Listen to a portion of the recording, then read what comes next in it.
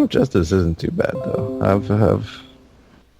I like how visceral it feels. Like that, it's got the hawk of sound, and then that freaking the kick that it has per thing. I mean, it's kind of aggravating to have to fight it, like recoil-wise, but my god, it just makes it very satisfying to use.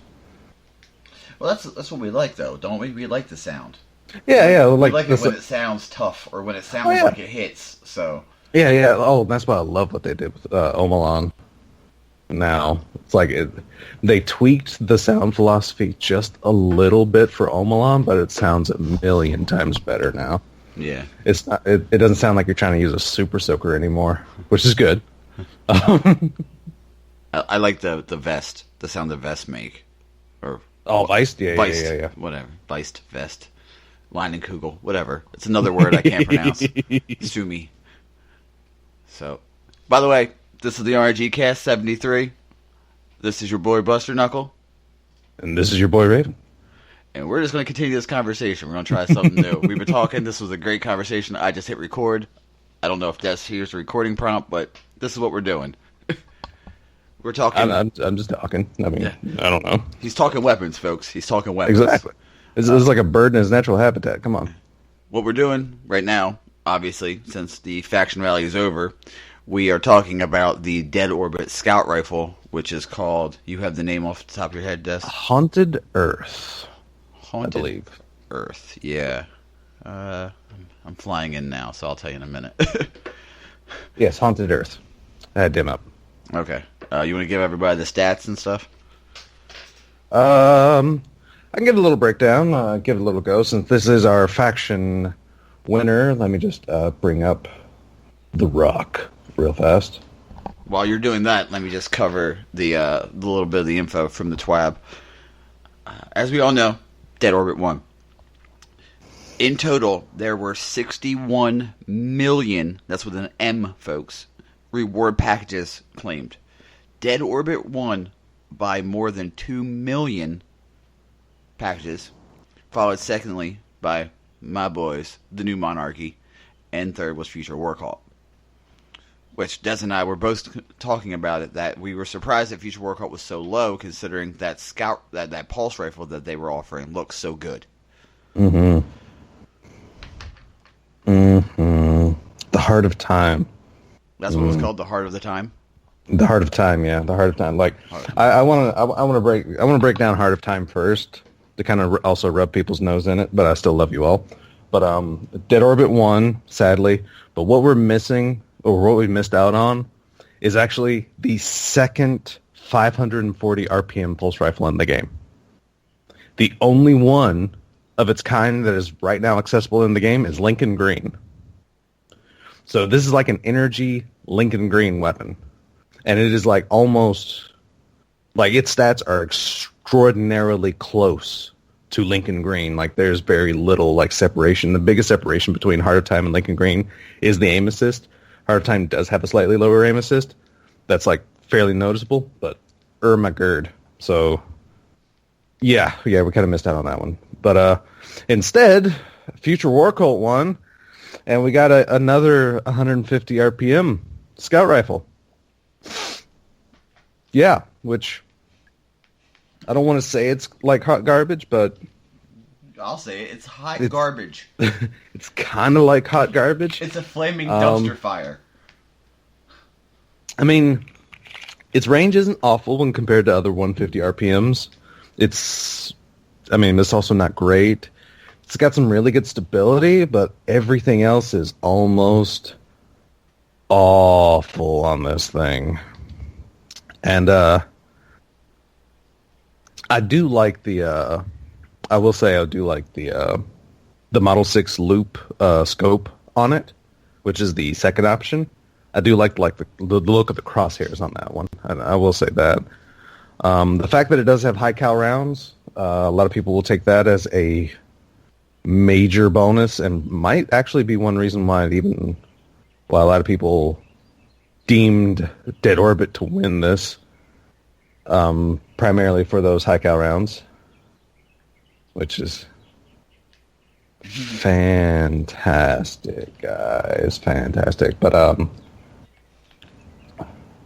personally, I actually use the tactical mag on it. Give it a little more stability because one thing about these 150s is they have a lot of kick and not a lot of base like stability on them. And then you got field prep, which is like former take a knee perk. Was sort of. I mean, take a knee and like private eye used to like, I forget what they did. They're garbage anyway. But field prep now, like when you're crouched, you reload faster. Yay. Yay. So that's this weapon. Like I said, all in all, like I'll say it's hot garbage, but I will also say it's like one of the better feeling 150s. Like it fires really, really stable, and it doesn't seem to me to fire as slow as the other 150s, which is a little weird, but I don't know, there's something to it. But yeah, that's what we got, and it's a thing. If you have a character that pledged Dead Orbit, you can get it for 1,000 Glimmer. If you didn't pledge Dead Orbit on a character, I wouldn't bother. Please don't. Just don't. Don't. No. Don't do it.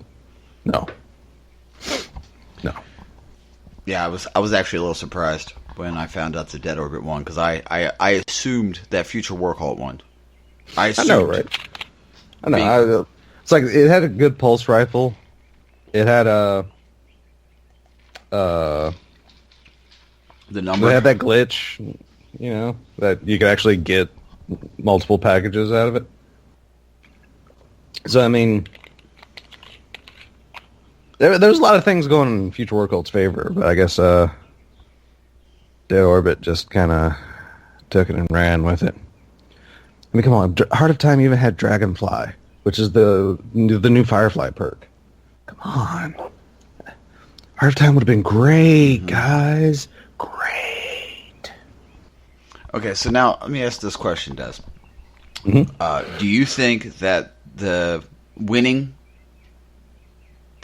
faction will be the only one that has a new new prize when it comes back again next month, or do you think it's going to roll? Or it's going to roll for everything?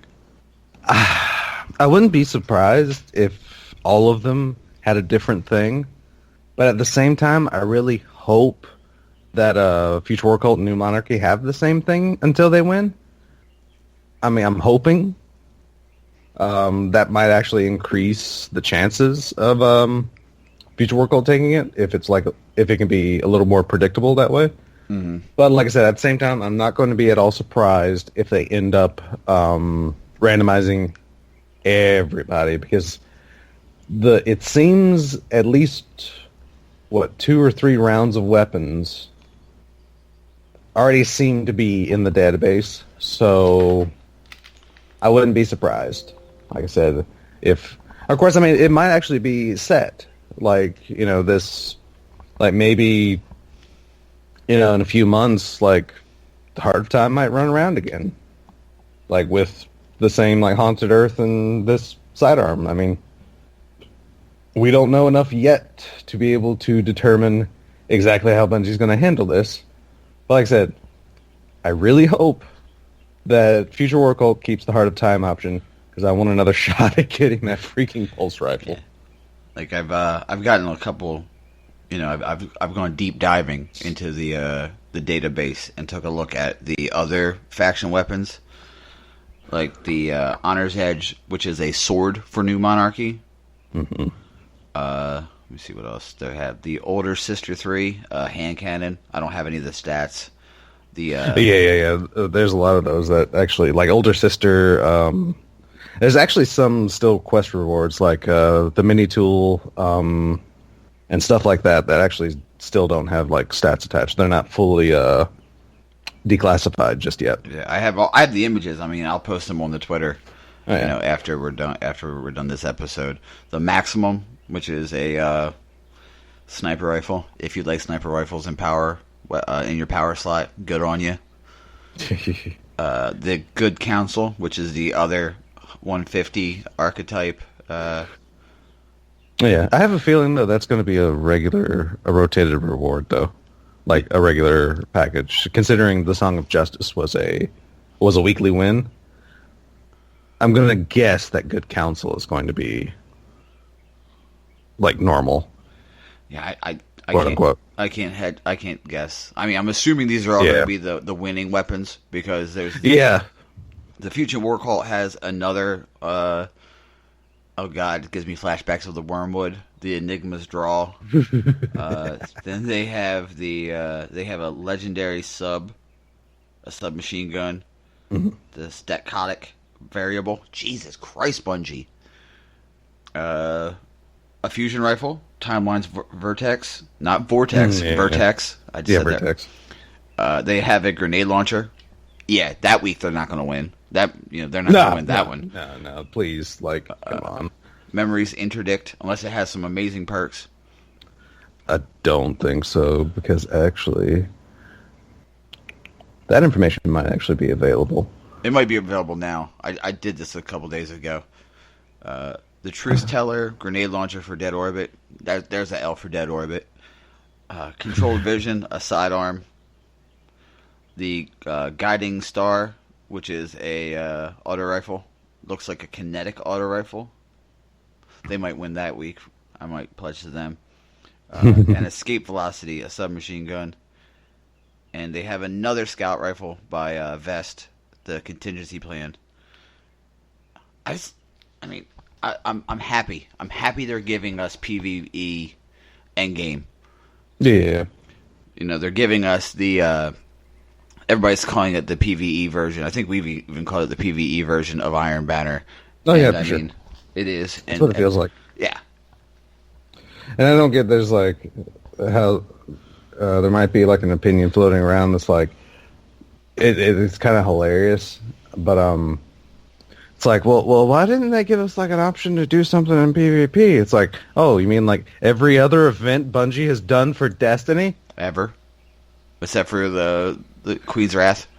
Yeah. So, I mean, it's cool that you can get tokens while doing PvP, and like one of the days did focus on Crucible to get like an extra pack of like tokens or whatever. But let's let PvE hold one, like a recurring monthly thing. Let them get a win. How about that? Yeah. Let's let that happen. Let's let Queen. I mean, because if this never comes back again, that means Bungie will be 0 for 2 on PvE recurring events. I think it will. 61 million packages. I think it's going to come back. For sure, it's going to come back. And then I'm hearing like a lot of opinions about D2. Opinions about D2 are shifting very drastically from week to week. Are they? Because, oh my god, I'm hearing a lot more that there is no grind in D2. I disagree. No, well, I mean, that's the thing. I mean, there's definitely, like, the grind isn't there as it was in D1. Which is one thing that we even advised on. But at the same time, when you actually say, it's like, where's your I've already got like 14 days playtime in this game. Where's the stuff for me to do? It's like, if you have like, almost 2 weeks of playtime in this game already, like just devoted playtime, trust me, you're finding things to do in this game. Mm-hmm. I mean, if you're getting tired of finding things to do in the game, okay. But I mean, also at the same time, Bungie's been saying since Destiny 1, if you need to take a break from the game, take a break from the game. And they're making that even easier to do now because, yes, there's less of a grind. It's easier to get a hold of things. Here, I am an individual that has not completed the raid yet. Neither have I. And my maximum light level that I can get on my hunter is 302. 301 on my warlock and 301 on my titan if I hit the maximize light button for them. I'm cool with not having to grind to get somewhere in this game. I'm cool with actually loading up my PS4 and going, oh my god, if I don't play Destiny, I'm going to get left so far behind. I'm cool with that. Mm-hmm. Does that make me a casual? No, because I play the crap out of this game. Yeah. I mean, as long as I'm capable, I'm playing this game. Yeah. Still. Me too. And, it's surprising how much shit I talked and said, I'm going to be playing other games. But Destiny, like, they have that dopamine drip. Okay, all right. I'll do one more public event. I'll just do this one more public event. Oh crap, I got an exotic. Like that's what happens. It seems like they're listening to you almost. Like you're like, okay, I'm about to log off for the night. I haven't gotten anything. I've got a bunch of blues, whatever. Boom, exotic. Like, thank you very much. Then you're like, I love Bungie so much. They're so great. Deej is the best community manager ever. And to be honest with you, I played the crap out of PvP right now, and I am I'm loving it. PvP is I'm hating the opinion. I've actually talked about this in a group on possibly more than one occasion, but it's hilarious because a lot of the people that are complaining the loudest that D2's PvP is, I partially paraphrase, hot garbage, basically. A lot of people saying that are your slayers from Destiny 1. These are the people that can go in and like solo queue and still get like 40 kills, you know. Now, it's like their entire playstyle in Destiny 2 is like strangled, basically. I mean, you don't have enough power. You don't have enough advantage. It's a different game. You don't have enough utility that you did in D1. Because, I mean, come on. What is now considered power was once secondaries used to start the game with shotgun ammo.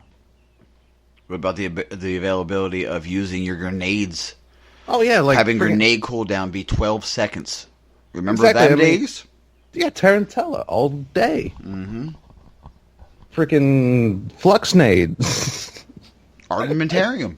That's a perk now in a tree. Yeah. What the Armamentarium gave you for just a gear slot. Yeah, exactly. I mean, and that's the thing, because, I mean, the beta was so drastic, because that's when I remembered, while we were playing the beta, it's like, okay, I'm going to toss this nade. And then, I'm in a gunfight. I'm going to mash this button and die, because holy crap, I don't have a nade. But anymore, I mean, I've gotten used to it now, and I'm just having to get used to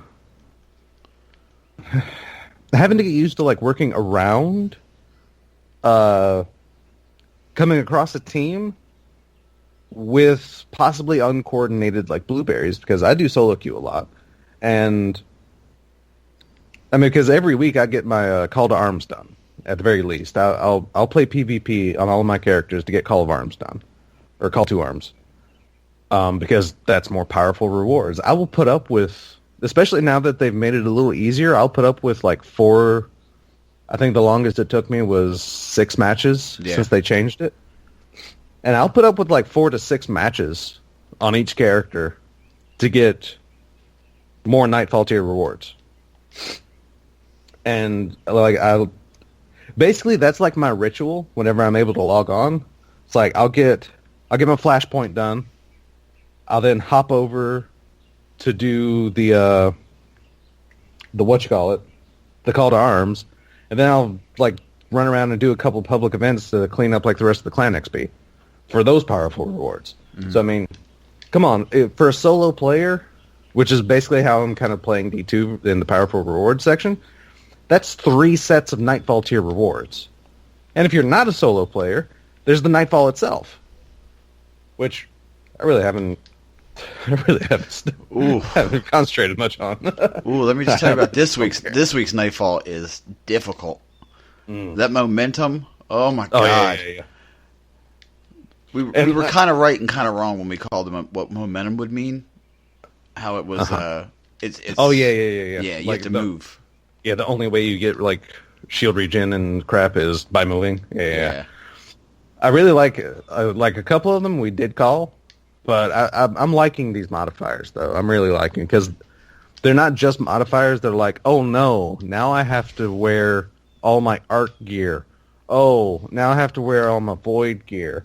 Oh, it's this modifier, so just chunk grenades all day. You know, they're doing more than just, hey, use this or hey, use that. It's more, hey, work within this playstyle. Like momentum, don't stand still. When it's when the time warp is killing time, hey, like make a choice. Is killing all these guys going to cost you more time than it is to get back to kill them? If not, carry on.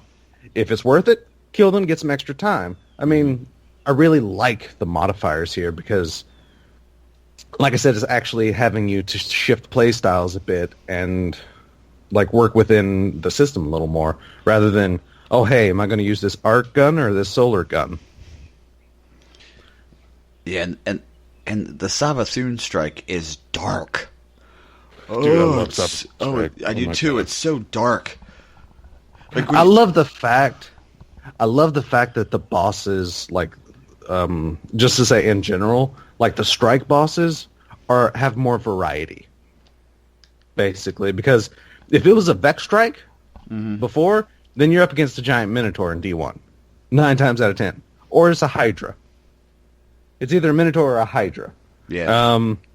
If it was a Hive strike, it's going to be a giant knight. Or a witch. Or a regular-sized witch, which was Omnigul. But other than Omnigul, it was a giant knight.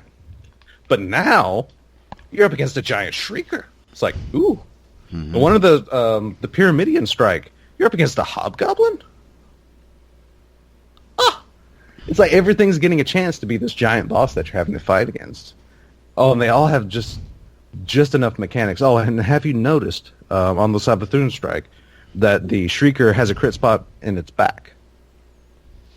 I have not, but it would because you could pop it in its pupil for a crit, but if it's not facing you, there's a giant crack along the back of its we'll say head, and if you hit that crack, it's another crit spot.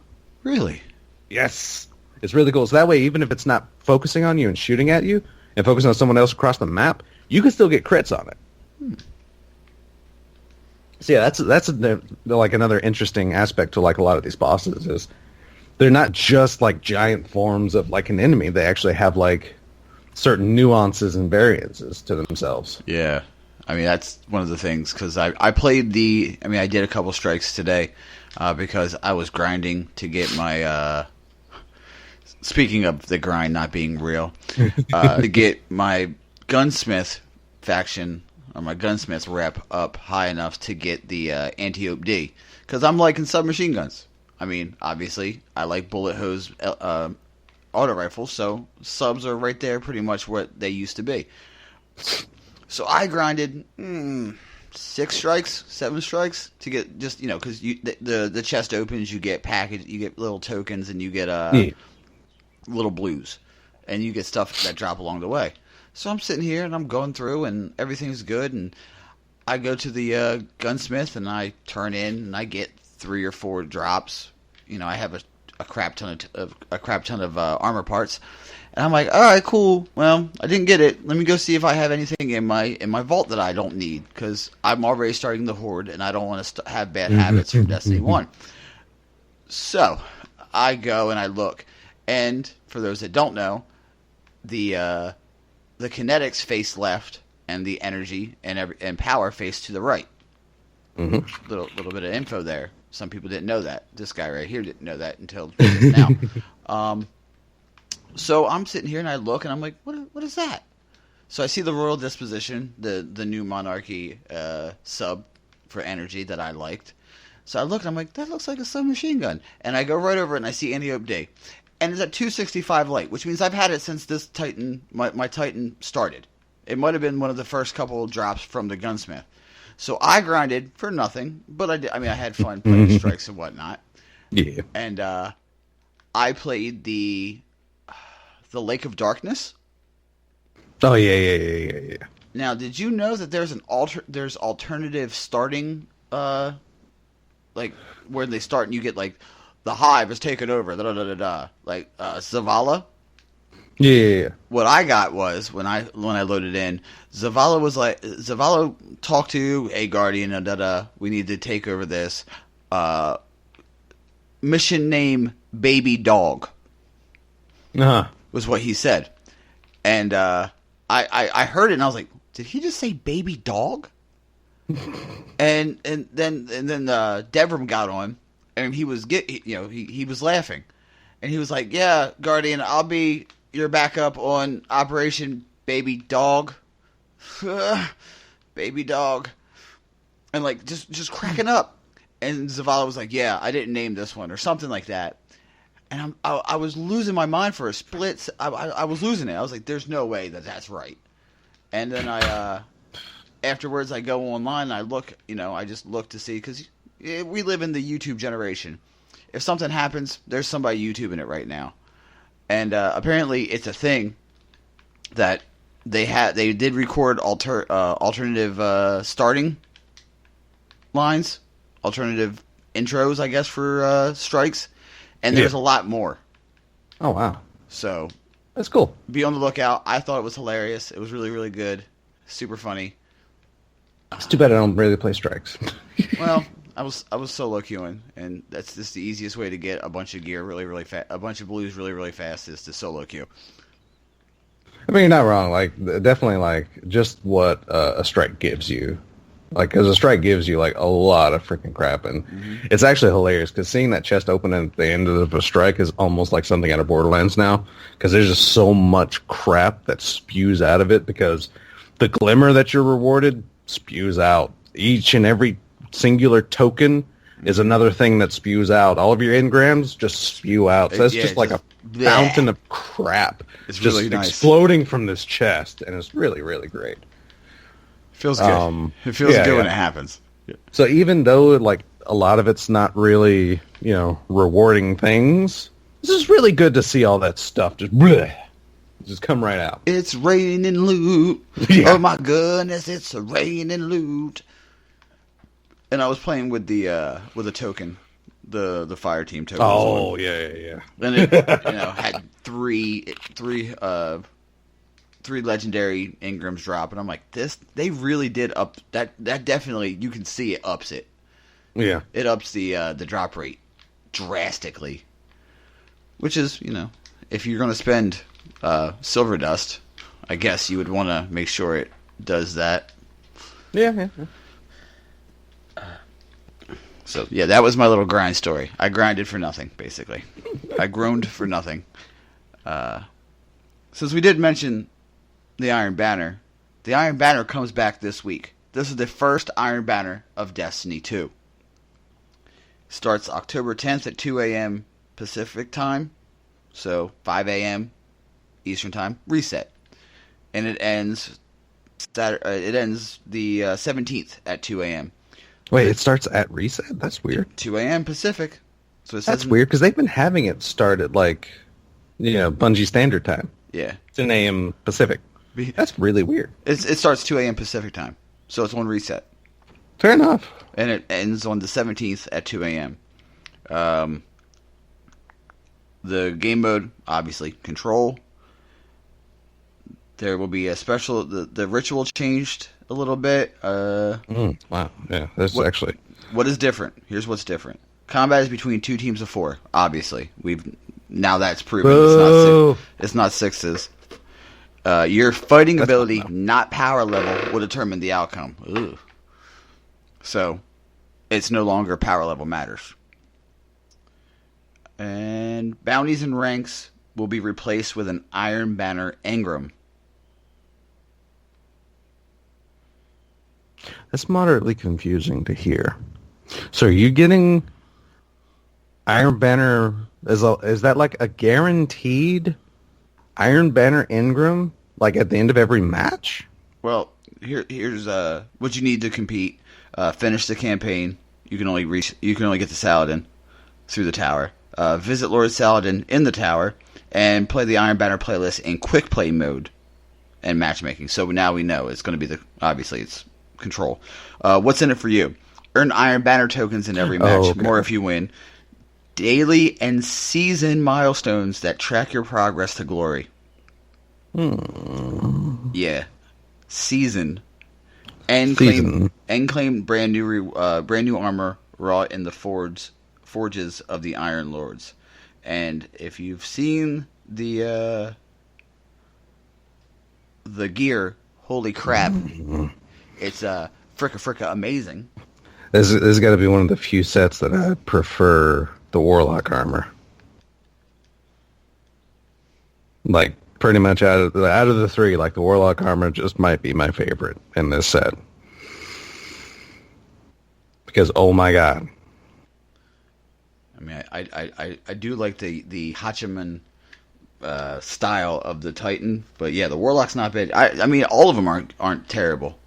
No, you can definitely tell though that they've made some tweaks to what was teased in the reveal trailer, because there was people that found the Iron Banner armor on the Hunter, and this is not it. Like, this is not what they showed. I don't think, anyway. I mean, I could be wrong about that. There's always a possibility. But this looks a little more. But yeah, like, the most obvious, like, freaking feudal Japan look is definitely on the Warlock. And it... But yeah, the Titan isn't too far behind. Not quite sure exactly how I feel about the Hunter armor, but, you know, oh well. You'll wear it. Oh yeah, for sure. You're a hunter. You'll wear it. Oh yeah. I mean, so yeah, so Saladin's back to do the banner. So what happened to Aphrodite? Yeah. This might be things that they asked. One thing I'm searching for right now is the fact that the word season is asterisked, and that's usually a notation. Well, at TwitchCon 2017, there will be a panel discussion called The Seasons of Destiny on Friday, October 20th at 4:30 p.m. in the Cool Cat Theater. What they'll cover is, what do seasons mean in Destiny 2? What will change from season to season? How many seasons can we expect? And what does season 2 when does season 2 begin? I'm pretty sure they'll stream it. They love to stream, stuff like that. Or they might not. We don't know. Another thing I've seen a lot of people getting crazy about is that there has been no mention of Iron Banner weapons. And to that, I say, obviously it's coming because they did tweet out weapons, armor, and weapons. But why spoil everything? Yeah. I mean, yeah. And speaking, it's going to be interesting to see, like, the how the Iron Banner weapons are going to evolve with its armor. Because the most personality Iron Banner weapons had was there at Rise of Iron, and, like, it was like these makeshift weapons almost, It's like, I mean, the best way I described, like, just the sight and the sound of them back in the day was the Fallout pipe weapons. They were more like improvised weapons than something actually forged. But yeah, this armor is, like, much cleaner. So I'm definitely interested to see how the weapons are going to go now. Like, exactly what directional path. Like, are they going to look more like Rise of Iron Banner weapons? Or are they going to be a little cleaner than Rise of Iron Banner weapons? I wouldn't mind seeing the Rise of Iron models come back, to be honest, because I like them. I love them. Yeah, and do you think they're going to be reskins of the weapons that we already have, or do you think they're going to be totally new designs? Considering how much effort... Okay, here's another thing also, like, from D1 to D2. D2 already has more different frames for weapons than I think the combined 3 years of D1 had, period. Mm-hmm. There's so much variety between even the non foundry frames. Like, there are, like, different variants, like, noticeable different variances between them. And then each foundry is expanded to have every type of weapon. So it's not like, oh, it's Suros. There's no Suros hand cannons. Haha, now there is Minuet and Annual Skate. I mean, every foundry has... I mean, come on, there's an Omelan grenade launcher. Yeah. Omelan, the energy weapon people, have a grenade launcher. The crap! I mean, I'm digging it. Like, I'm really digging all the changes that they made. Yeah, for sure. So I mean, I'm definitely in the feel that if Iron Banner doesn't get their own like models, I'm going to be a little disappointed. Especially with how different even the armor looks. So I'm going to hopefully assume I'm actually going to expect the best here. Mm-hmm. And I'm going to say that the weapons are going to have their own unique models. I mean, like I said, I wouldn't even be mad if they just took Rise of Iron Banner weapons and brought them back to D2, like directly imported them. I wouldn't be mad at that. I'd be cool with that because again, those are my favorite weapons. So, yes, I'm assuming we're going to see new rolls, new drops, new variations of things. So, yeah. And I mean, I can't wait. And just hilarious.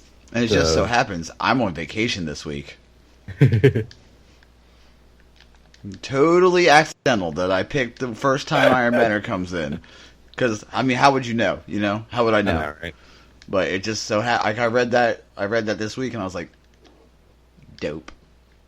Especially considering you have been saying, at least for a couple of weeks, like, oh, my vacation's coming up soon. So yeah, it's definitely not like a planned like, oh man, I hope Iron Banner drops when I'm on vacation. That would be awesome. Yeah, it's also kind of psychotic if you think that way. I know, right? I'm definitely going to get Iron Banner this week. No, I'm just happy playing the game. I'm just happy to be able to play for chunks of time. So it's I mean, that's like I said. There's a lot of opinions on oh, it's built for casual people. It's like, and so. I'm about willing to put a lot more casual people play than I mean, the vocal minority. Reason why we call them that, the YouTubers and Twitch streamers and quote unquote leaders of the community. If you took that as tossing shade, I'm not. It's just literally how people view these people and what their jobs are. They're YouTubers and Twitch streamers. And people put a lot of weight in their opinions and call them leaders and crap. It's like, whatever. But before I open an entire can of worms, trying to explain myself. I can just hear the Cheeto fingers now. I can hear them. I can just hear them all over Reddit. These guys talking crap about Broman. They're talking crap about Broman. How dare you? How dare you take Broman's name in vain without even saying his name, you ballless coward. But anyway. Gashallion. But no, for the record, I have massive respect for both Broman and Gathalion. Sure. Just for that record. You're living the dream. No, I mean, like, those names were brought up, like, in particular, but legitimately, they were people that when Destiny came out, they were in two very different communities, and they essentially got into a PvP community. Essentially, because that's kind of how Destiny started, like, popularity-wise. Sort of. But yeah, I mean, Broman was, like, a speedrunner and, like, a WoW raider, and Gathalion was, like, I think he was into Borderlands or something, and it's like, they completely, like, switched communities to get into this game and, like, made something of themselves. So that's, like, so at least those two, that's, like, massive props. And, like, they help fund and get together like Guardian Con every freaking year since its inception. Well, you think that was a Bungie thing? No, that's actually like a Gathalion and Broman thing. It's like, you people are insane. Mm-hmm. But yeah. But, oh God, what was my point? We're not throwing shade when we call them we're not, community. Yeah, we're not throwing shade. I had a point before going off on this rant. Oh yeah, opinions of the game. There we go. Holy crap. But yeah, it's like, why not have it built for more casual people? Because like I said, I can play literally however I want. Am I saying I'm casual? No, but I can play more casually. I don't have to invest all my time into Destiny like I pretty much had to in Destiny 1. I mean, in Destiny 1 vanilla, if I wasn't unemployed at the time, I would have been so far left behind that it would have been ridiculous. Like, holy crap.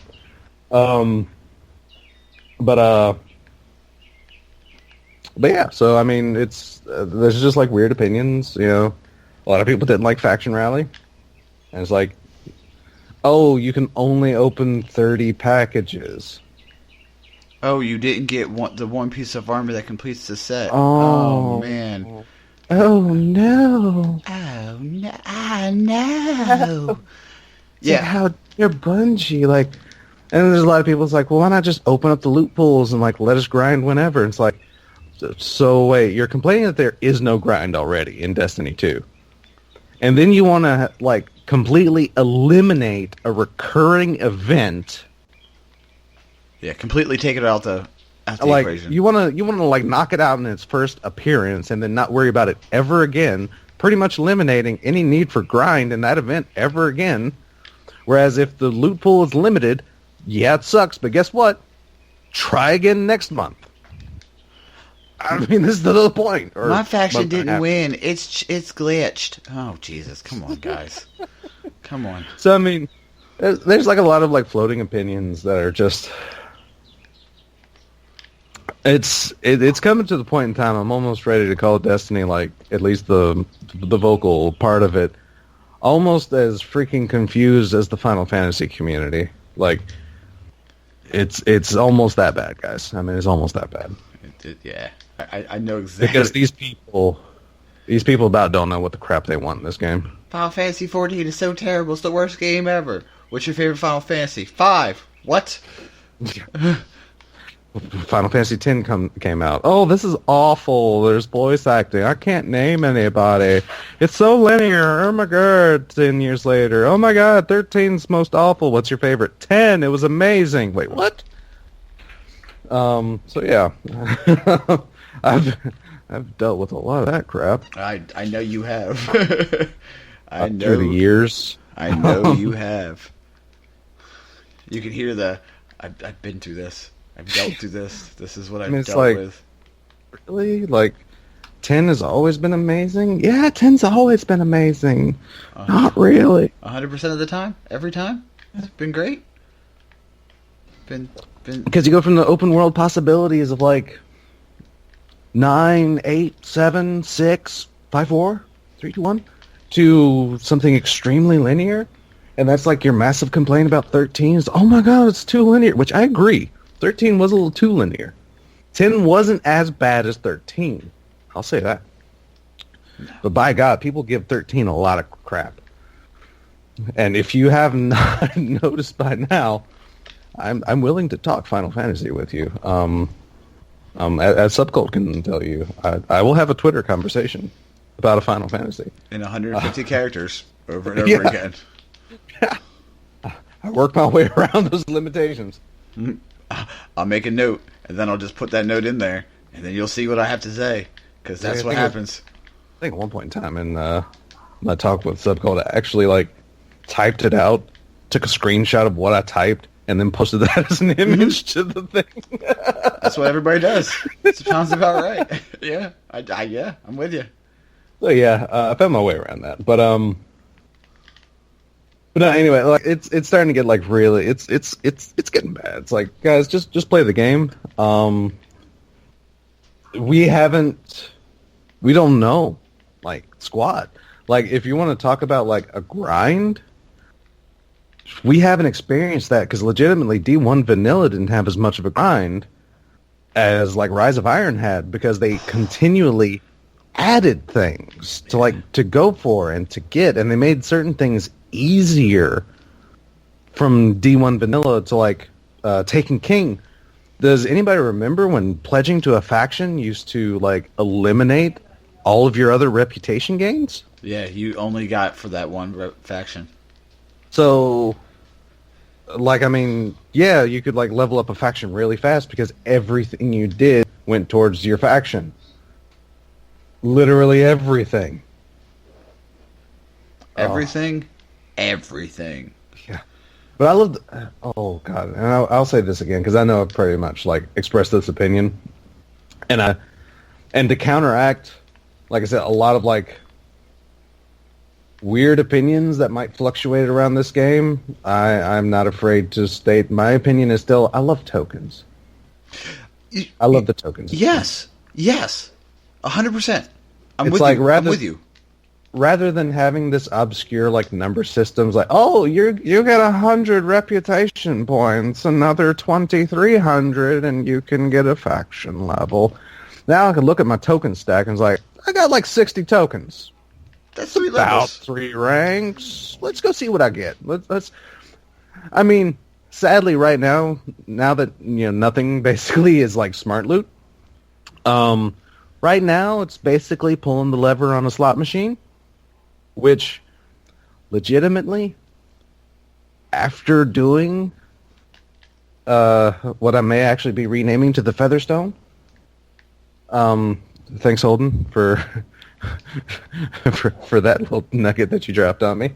But after I finished like the current iteration of the spreadsheet, I found out there are not a lot of legendary weapons in this game. Mm-hmm. Like, legitimately, not a lot. We're talking like between 4 and 6 in most categories, averaging in most like archetypes. Yeah, so you better hope when the expansions drop, they add more loot. Well, we know they're going to. I mean, yeah, they're like definitely going to add, but I mean, it's like, holy crap! It's like the 150 RPM archetype of scout rifles. There's 5 legendary scout rifles in it, and 2 of them are locked behind faction roll, the factions, right? Yeah, so it's like, I mean, the 260 RPM. There's only 2.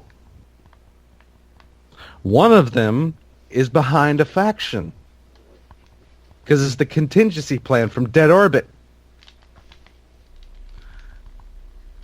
Ugh. But yeah, so I mean, yeah, loot is a little randomized. I don't mind the extraordinarily randomized loot right now, because if it was smart loot, you'd have everything. We would even I would legitimately have everything at this point in time. So I'm kind of okay with it. At least until like, next year, D2, hopefully they start implementing more smart loot, because hopefully by then they'll have enough crap to really go through, maybe. I mean, as frustrating as it is that I got my 9th Wardcliffe coil, that's not a joke. That number's not made up either. Oh, don't doubt it. That number's not made up. I haven't baked in so long. I almost baked on that one, but I'm okay. It is what it is. I was like, yeah, I might get a nice little hard light. I might get the Skyburner's Oath. I don't know, some other weapon other than the Wardcliffe foil. And I'm just okay, cool, man, whatever. And I mean, I've got I think the tractor cannon is the second most dropped exotic for me. So I just took it as, okay, the game wants me to play with the tractor cannon, and let me tell you how fun the tractor cannon is in PvP. If you're having issues enjoying PvP right now, throw on the tractor cannon. Holy crap. The hate mail. The hate I get. Oh. Because that's the thing about tractor cannon. Okay. All right. But Buster, when comparing it, made a Paladins reference. Warning on Paladins. Trigger warning on Paladins. We will be talking about Paladins in 3, 2, 1. You have been warned. But So Buster made a reference to Torvald. Yeah, I think it's Torvald. But it's Ash and kind of cat sort of either way. But if you're more familiar with Lucio from Overwatch, his boop cannon, it literally looks and pretty much functions like his boop. As the community calls it, his boop. But it's actually hilarious, because if you catch someone on the outer ranges of it, you knock them off. Hopefully off the map or into another physical thing. Which does more damage. Yeah, because then he gets phalanxed. So you get to be the phalanx. Thank you, Destiny 2. But, or, hilariously, apparently if you put it in someone's gut, like a shotgun, you kill them. Just outright. So, so if you get close enough, you kill him. The quote-unquote worst thing that happens, he gets taken for a ride. So either gets knocked off the map, he gets knocked into a wall and dies, or you just made your own clay pigeon. Pull! Prap, prap, prap. Yeah, that's exactly the way it works. It's literally, oh, got him. Yeah. He's in the air. Team shot. He's dead. Yeah. Hey, that's great. Hey guys that use Mida. You guys need a target? Here's your target. You're welcome. Yeah. Enjoy life. So whoever decided to rip off Overwatch and the Bungie labs, thank you. And disclaimer, that's not actually true. And if it is, I don't know. It's a joke, people. Calm down. Ha! Hey, Bungie, thank you for being a friend. Yeah. Because I'm that with the Syntheseps, the... Oh, yeah. I know what you're talking about. The big arm. Yeah. I call it... When I first saw it, I was like, oh, it looks like the arm Quagmire had after he discovered pornography existed in Family Guy. Because that's what it legitimately looked like to me. And I oh my god, it makes punching so enjoyable. Because I can easily just go, oh, cool, that's neat. You have distance, and boom, I got you. Yeah, it's that's a nice one. Yeah, you launch somebody, and as they're launching in the air, you just step across and punch them. Oh man, nothing makes the hate run through blueberries. Oof. I've been called no talent. I've been called no skill. Trash can. I've been called trash can. I don't understand how that's a... Okay, cool. I'm a trash can. Whatever, buddy. It still makes me giggle. I still have... and it's the highest power, the highest power weapon I have. It's at 305. Yeah. So I'm using it. So you can't tell me not to.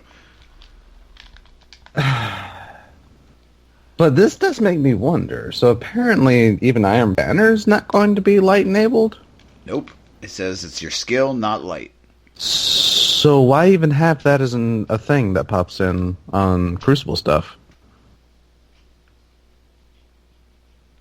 Because that's still a descriptor. Is power-enabled or not? So if nothing's power-enabled... Huh. Or is nothing power enabled for the first season?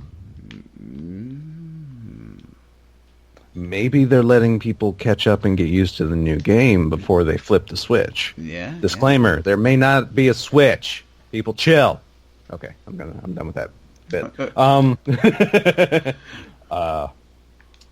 So yeah, it's going to be a lot of questions like. What is their, pretty much exactly like the questions that they said they're going to answer, like, what is their definition of a season, what to expect in said season. Like, how many seasons are we going to get a year or whatever? I mean, what's going on, Bungie? I think that should be a new bit. That should be a new section of this podcast. What's going on, Bungie? We can just express our frustrations or what we think is awesome. Like tokens. Right now? Very rarely do Des and I agree. Well, no, we agree a lot, but sometimes I'll take the counterpoint just so we can have a discussion. I love tokens. Yeah, these tokens are freaking amazing. Yeah. It's like, I thought they would get annoying after a while because you actually have to go to a place and turn them in. But I'm actually finding that I'm kind of hoarding them, and then when they're the flashpoint or whatever, it's like, oh, I could just turn these in now. Yeah. Oh, I'm on this planet for whatever reason. Oh, I could check out failsafe and turn in failsafe's tokens, or of course, it's kind of as I've heard in other podcasts, which I've kind of started listening to, slowly getting back into listening podcasts again now that I'm working in a warehouse again, does that to you. Yeah. But as I've heard, it's creating, and this is kind of true for me too, it's creating an end of play session ritual now. It's like before you log off, you hop into the tower, you turn in all your tokens and all of your like gunsmith materials and all this, that, and the other to see what basically the haul of the day is. Mm-hmm. And like I said, I found that true for me too. Like that's like the last thing I try and do in Destiny 2 is like make a tower trip and turn everything in, decrypt my regular and bright engrams or exotic if I got lucky, which I've gotten pretty lucky with exotic engrams. I usually get like a couple a week, I'll say at least, like from casual play. As you say casual, the poshest anyone can say casual. I love it. I love it. Like a true plebeian. And that's how you pronounce it. Plebeian. So don't sound like a plebe and say pleb. Anywho, I'm sorry. The plebeian strategy. Yeah. But, so yeah, I mean, I really love that. And the fact that, you turn things in. I've actually forgotten for the past 2 weeks to do Okora's meditation missions. Oops. I actually really want to do those because, as many of you now know, like, the whole purpose of that right now is to get the legendary version of the armor you started the game in. It's like for whatever class you are. It's literally plot armor. Yeah, no, I mean, yeah. So, I mean, I think, the hunter said it's Frumius Blue? Frumius? No, there's Frumius Blue shader, not bad. But it is the Frumius. It's that shader, though. Whatever. I know, Frumius Blue is pretty awesome. Like, dude. So I got the Stompies to drop from a hunter. Nice. Which, of course, I like them because they look amazing. It's like a nice red and white. But I'm considering putting a shader on them. And I think, is that it? Yeah, Golden Trace. Oh, yeah, Golden Trace. That's carbon fiber and gold and shiny gold, right? Yeah. Because here's the thing. It only, it makes it primarily carbon fiber black, but, the kneecaps of the Stompies are gold.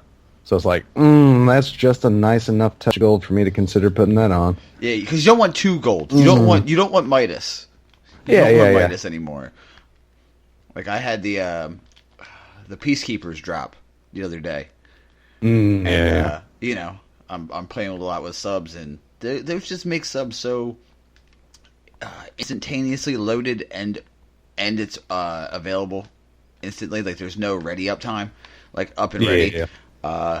I played with the Risk Runner. That's the combo I've been using with the Peacekeepers. So call me John Crichton.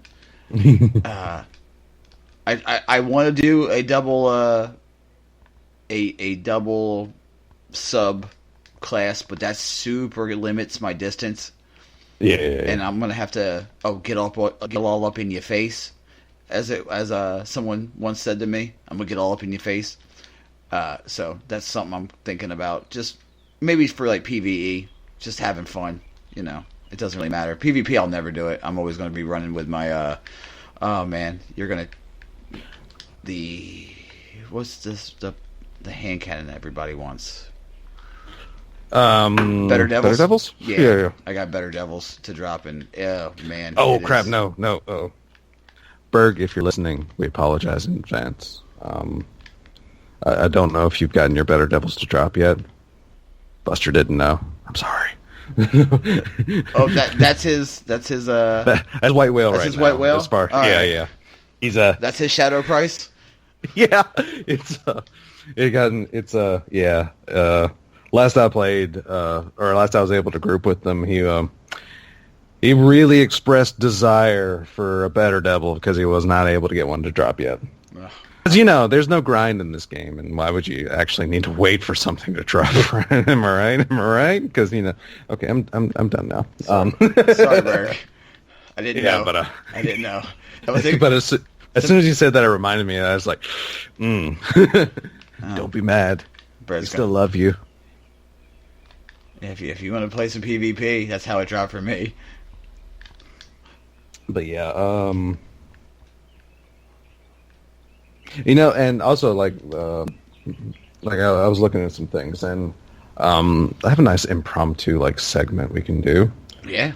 It's been a month. Yeah, since that D2's been out, roughly. To the a little over a month, I think. Did it come like out little the 8th? weeks? Yeah. It's almost a month. It's almost a month to the date. 29 days Okay, so from our recording. RNG. How do we feel about Destiny 2? How do we feel about like some of these changes that they've made to things? You know, because the one thought that crossed my mind to put this like segment in my head was the gunslinger. I had just noted because me and Buster, when we started the show, we actually load up the game and like hover around Xur for a while, so we can get to the Xur review. But like I said, I was just happened to be on my gunslinger, and the way of the sharpshooter tree, which is on the bottom.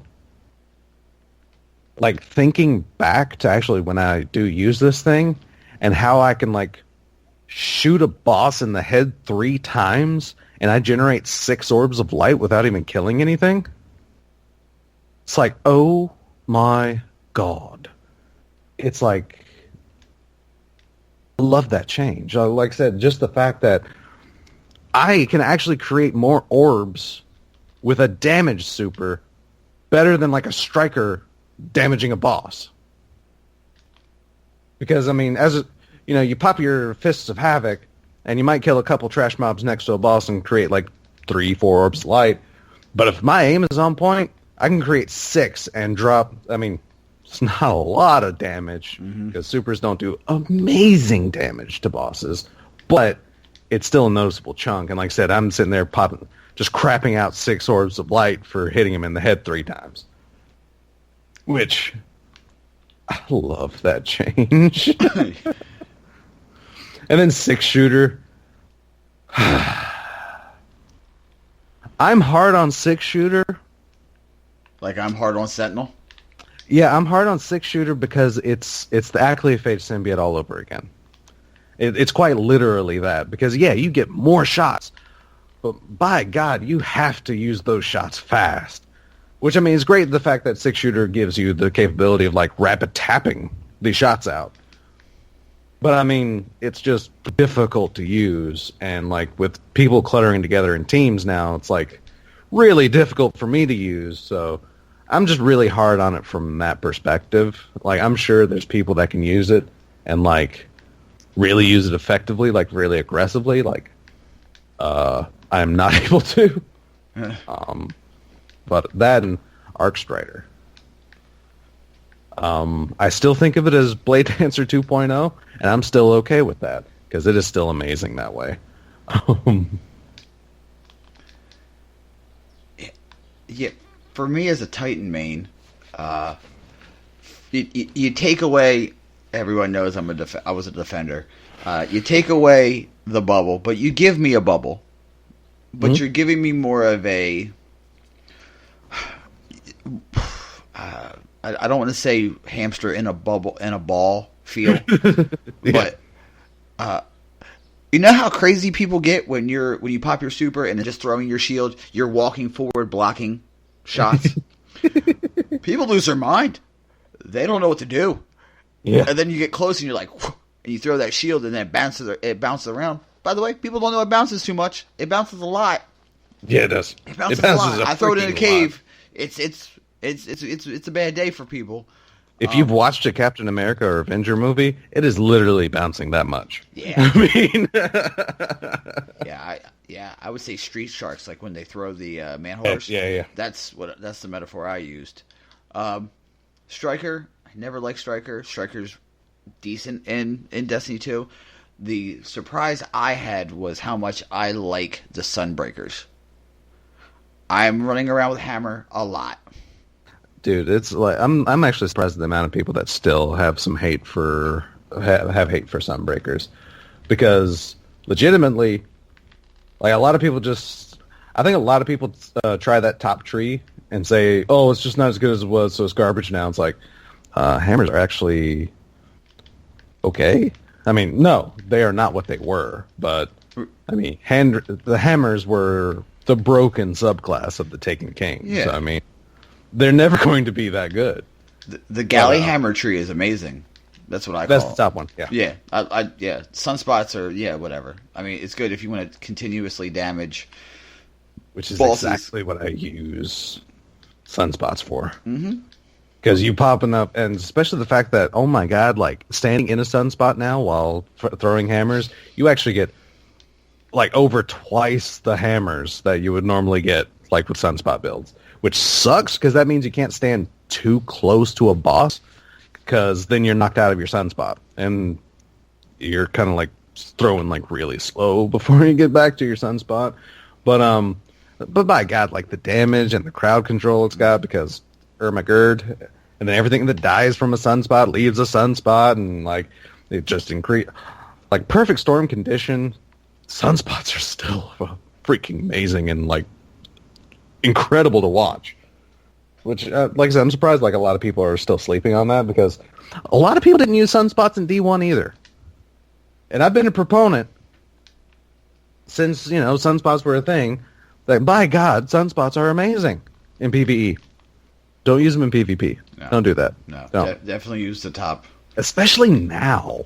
I mean, sunspots are somewhat viable in D1 because of sixes, but without 6v6, like even though people are like staying clustered, like it's just not viable like as it was in D1. Like just use the galley hammers.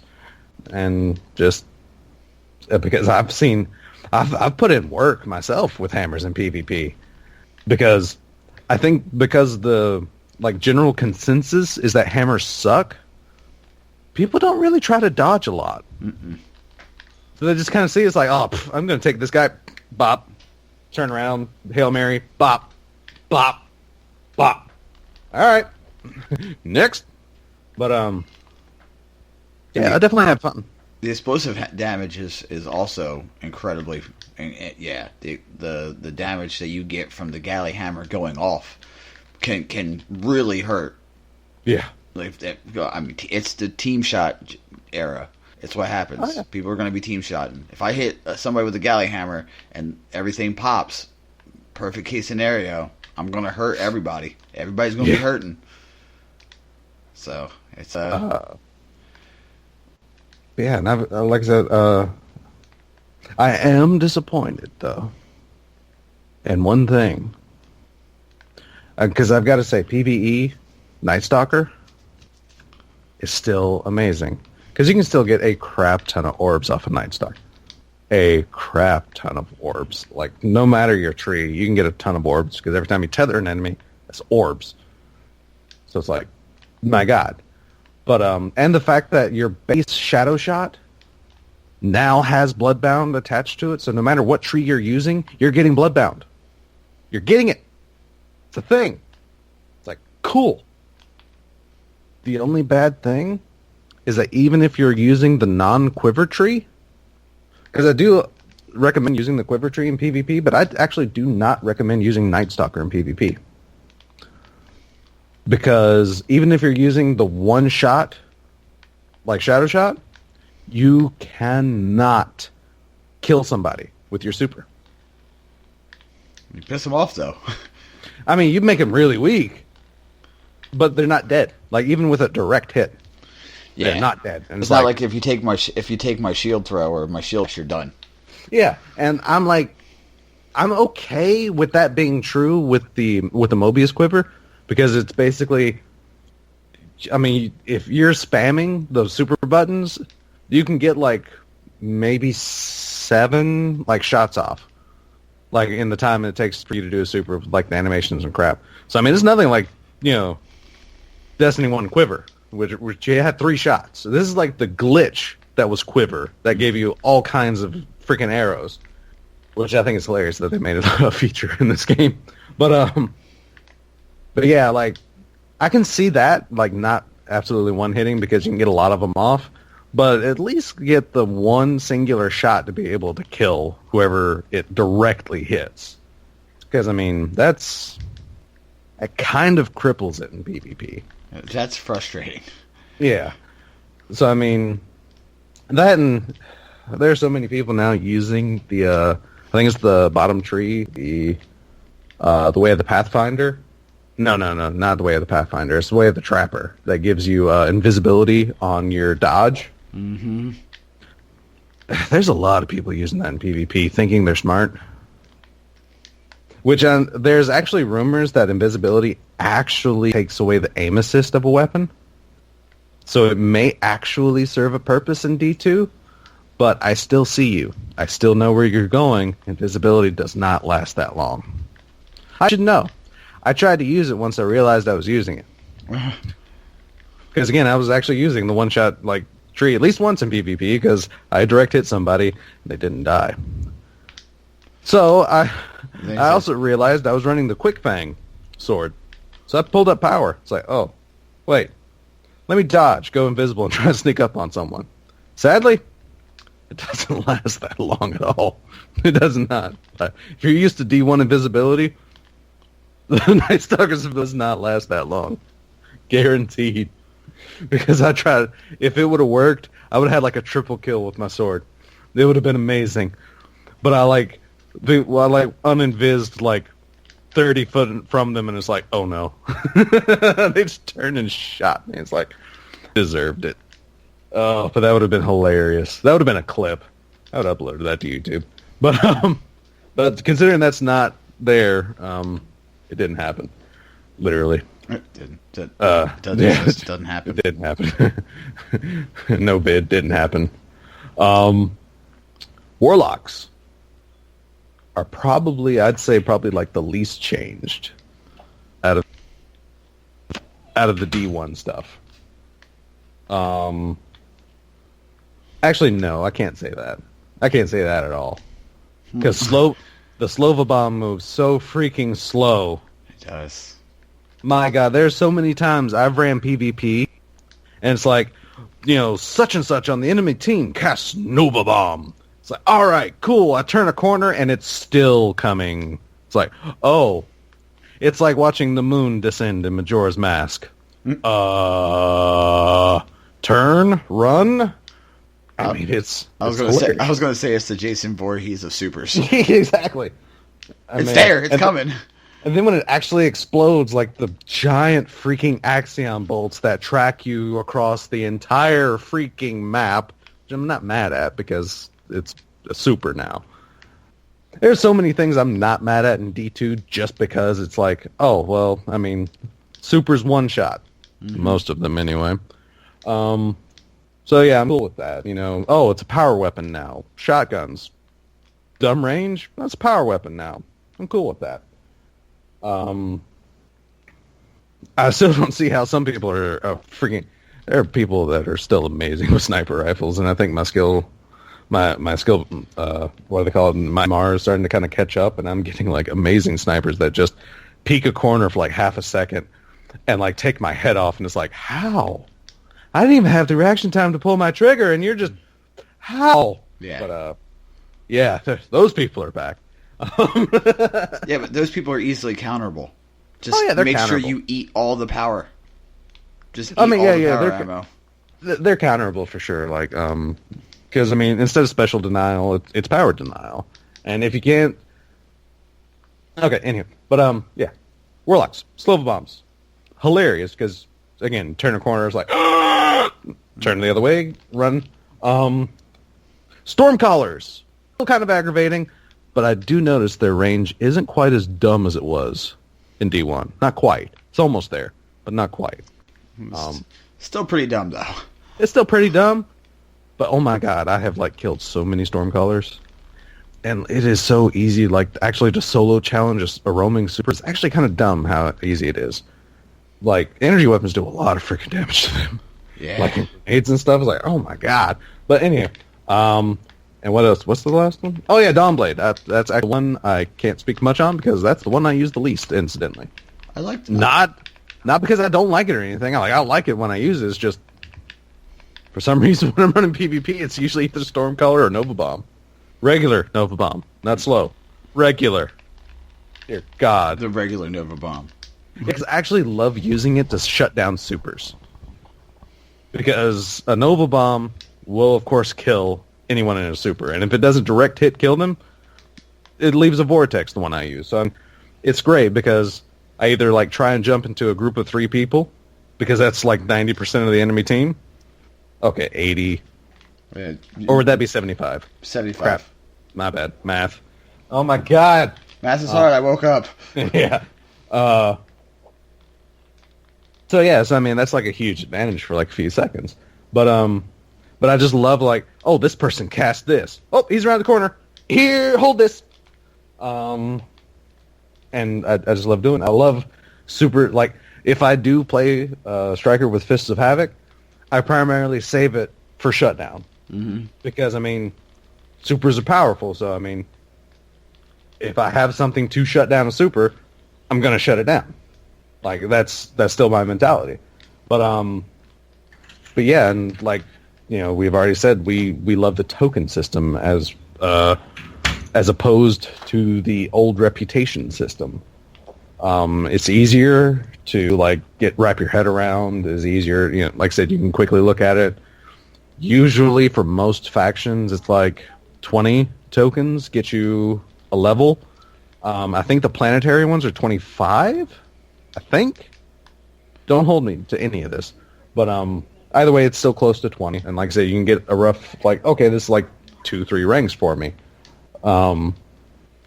If you don't care about it, you can actually just delete the stack of tokens. If you don't want it, just delete it. Well, because that?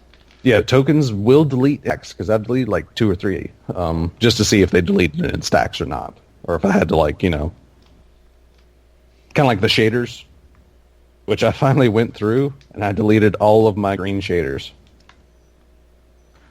I decided I'm not hanging on to green shaders. Oh, you mean green is in... the rarity, yeah. The rarity, okay. Yeah, not literal green shaders. I'm like, but, oh, those are great.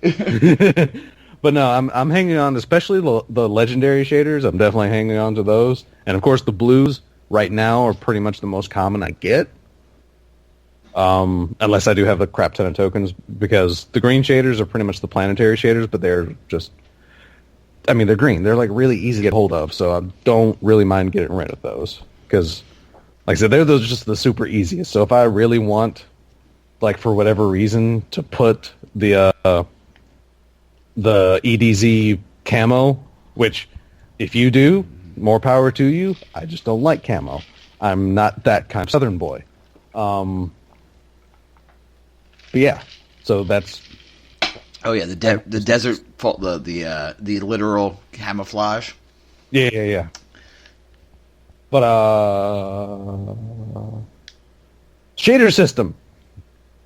I actually still don't have an opinion about the shader system now.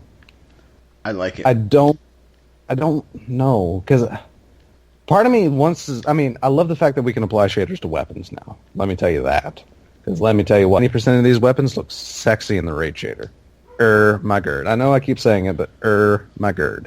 Other than that, I mean, I do kind of miss the fact that, you know, shaders were just drops, and you just got them, and then you had them. But at the same time, it's kind of like, I don't know, because I do want to say the system is better because you get more customization options. But at the same time, I may not be entirely okay with shaders being consumable. I mean, they're still... Because shaders in D1, you had to play, like, a specific thing to get a shader. Had to. That hasn't changed in D2. You still have to do specific things to get shaders in D2. Or to get specific shaders. So, I mean, that philosophy has not changed at all. It's just... Now you have to continually grind just in case you like change gear or anything. That has still made my Guardians very ugly, which is actually circumnavigated on my Hunter, because I do have a full set of the Icarus Drifter stuff, which, sorry Xbox people, but that is the PlayStation exclusive armor set, which looks... Hunter doesn't look bad, but like I said, it's like a complete set, so I'm not like super worried. Like, I don't even think I'm going to shader. That's my issue with shaders, I think, primarily, is the fact that now that I have, like, whenever I can get a complete set, I'm not really worried about shaders now, because it looks pretty good. It's like, I couldn't tell you the base color scheme of 90% of the armor in D1, because I had shaders on like 99.98% of the time. But with this system, it's like I said, I haven't really applied shaders except for a few weapons. I have or had, I might have dismantled it, but I had a Uriel's Gift in like a very sexy red shader. Looked very, very good. I actually put Future War Cult Rain on the number because the number had like this kind of camo-ish look to it, and like I said, I don't really like camo.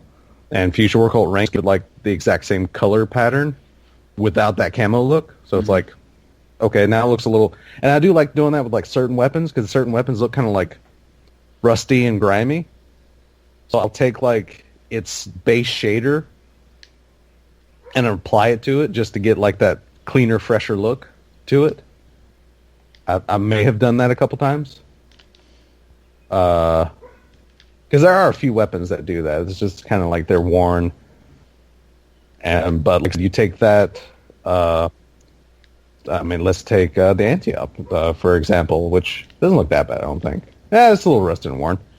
But, I mean, you take the Anti-Op... Antiope? I think it's Antiope. Or Antiope? Antiope? Or, I mean, whatever. I'm going to keep calling it Anti-Op until I get corrected with something that makes more sense. Which, you know, a lot of people probably already have. You guys don't know how to pronounce things. No, I'm sorry. I speak... I'm kind of stereotypical in the fact that I speak American. I speak American? Yeah, I speak American. But, yeah, Haka History on Anti-Op just makes it look cleaner. It gives it like a fresh paint job, essentially. And then the Haka History Polish kind of changes it. Like some of the black things in the normal one turn silver and like kind of vice versa-ish. But yeah, so I mean... I'll do that for a few things. Just like I said, give it like a cleaner look. But as far as armor, I just really haven't. And I don't really foresee that change. Except, okay, one thing I did do for my Titan. For the faction rallies, I was able to get the new Monarchy arms and chest piece. So what I did is I took Crucible armor and I put it in the new Monarchy shader. Which, let me tell you, does look amazing. But because I got that red and gold in the new Monarchy. Bungie did a right thing by adding gold to new Monarchy's color palette, because oh my god, that looks amazing now. Like but anyway, yeah, like I said, I still don't know where I really set on shaders. I don't know. I mean, it definitely hasn't bugged me to the fact that it's like, oh, it's Shadergate, and oh my god, I just can't, you know. And speaking of Shadergate, if you have not heard RNG friends, Daddy Fat Snap's new Deej versus the Community, go listen to that. It is amazing. Good. It's hilarious because yeah, it's great. Because it's literally pretty much like Deej versus the Community 1, because it's pretty much the same arguments and the same answers to a lot of those arguments, but of course done with a very epic beat and very sick rhymes, because that's Daddy Fat Snaps for you. Oh my god, so yeah, so there's that. And like I said, that's the one thing I'm really on the fence about, and it's not even something that's really disturbing me enough. I mean, it's just my poor Guardians and like my poor Warlock now, because she's mixed matched. So, oh well. She still murders things. So, I really care. But, and especially when if I can get the full Iron Banner armor set for my Warlock, set. Oh yeah. I may never take that crap off. Nope, that's not it. I'm just gonna slap that bad boy on and keep it moving. Because I'm actually in the phase of collecting all the armor sets for my hunter.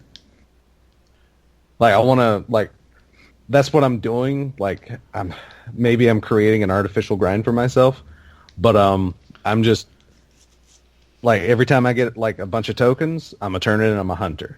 And until I get like full armor set, I'm going to keep turning it in on my hunter.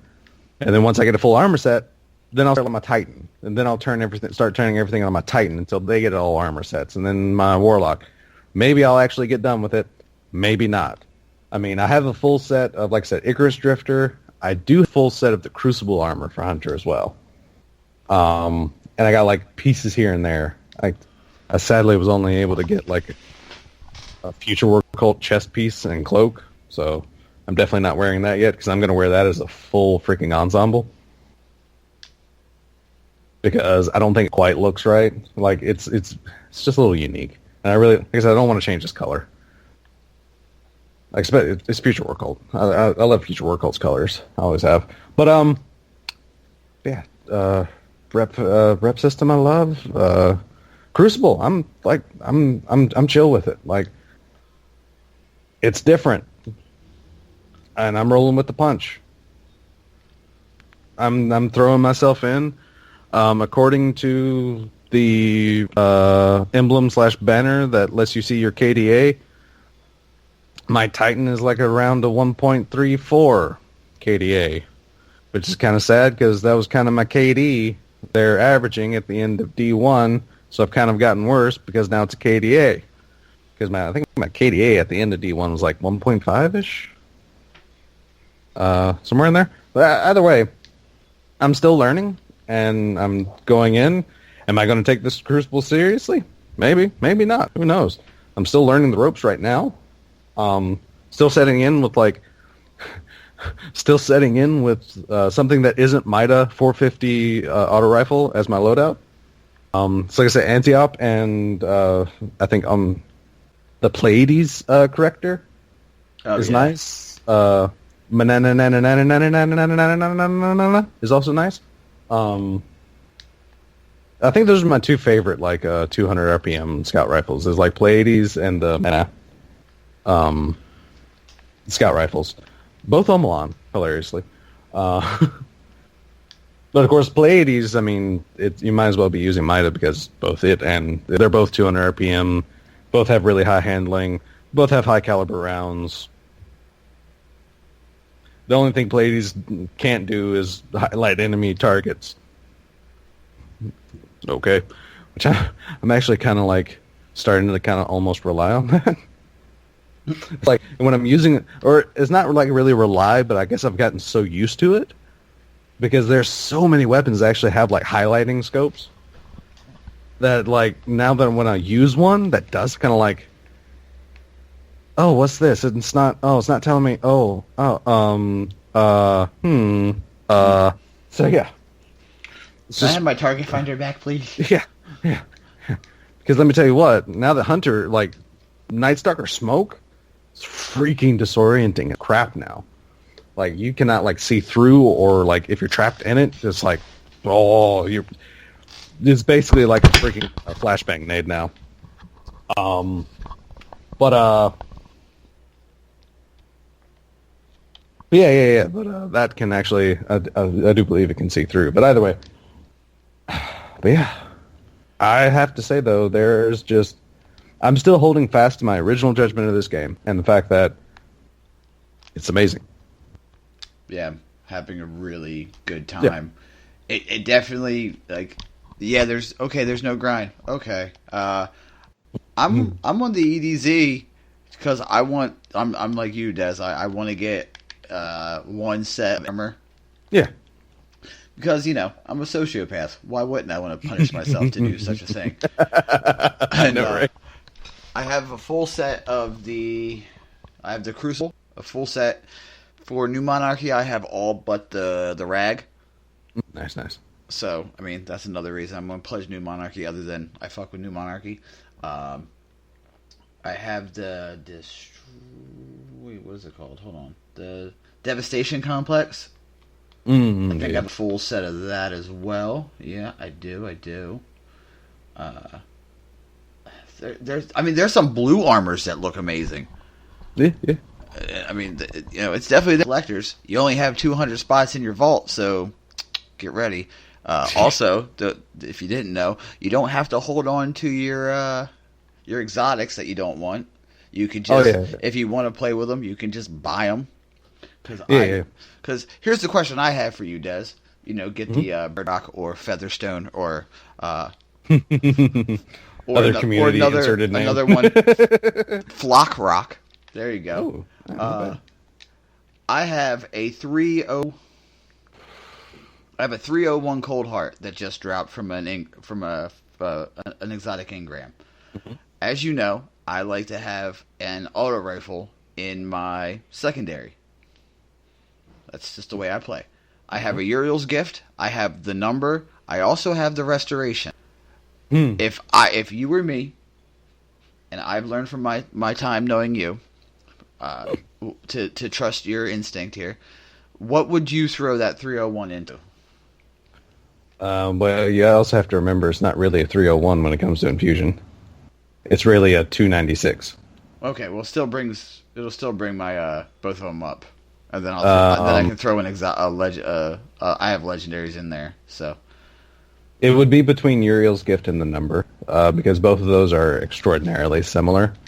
Probably if you want to be cheesy, because Uriel's Gift do believe has high cal rounds, it'd probably be that one. I dismantled my Uriel's Gift, but that was after. But then I discovered that the number does not have high cals, and I just want to play around with that. I kind of want to be one of those douchebags, but it would definitely be like Uriel's, because that's like if there's 3 450 energy auto rifles I will mess with. The number, Uriel's Gift, and Perseverance, I believe it's called, the Trials auto. Yeah. All three of those are very close to one another. And they're just really, really good to use. And also, like, for those of the Revolution that don't know, hint, hint, wink, wink, 450 RPM auto rifles are also really good in the raid. Like, boss damage good.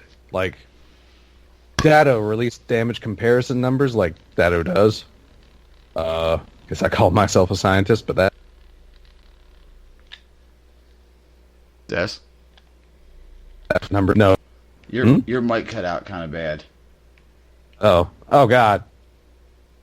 Oh, God. Anyway. Better now? Yeah. Okay. That's good.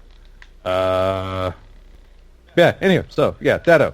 Released damage comparison numbers. Man putting his entire clan through very painful things. But he found out, like, just to give you a hint, like, for the Callus encounter, that man's new, like, first setup might actually be 2 auto rifles and a cluster bomb rocket launcher. Hint, hint, wink, wink, nudge, nudge. Would that be the sweet business? No, like, none of them, no. Actually, no. Oh. It's like, all these things you hear that people are saying are, like, really, really good, you don't even need it. Like, Cold Heart to 1-phase Callus. Don't need it. 450 auto rifle will do it. Sweet business, you need it with Rally Barricade. Nah, 450 auto rifles will do it. It's like, Datto found out, like, the garden encounters. If you have a 70 stack of spores, because, you know, Datto's raid group can just get 70 stacks casually, apparently. Yeah. Screw you, Datto, but I love you. How dare you talk about Datto? I know, right? But, there's one person in Destiny I'm jealous of, like, that can somehow coordinate a group of people as Datto. Like, oh my god. Him and his clan, like, his normal raid groups, is like, watching them is just like, holy balls. It's like butter. Yeah, oh my god. And they do, like, true, like, freaking encounter methods. I don't think he ever did one orb. No.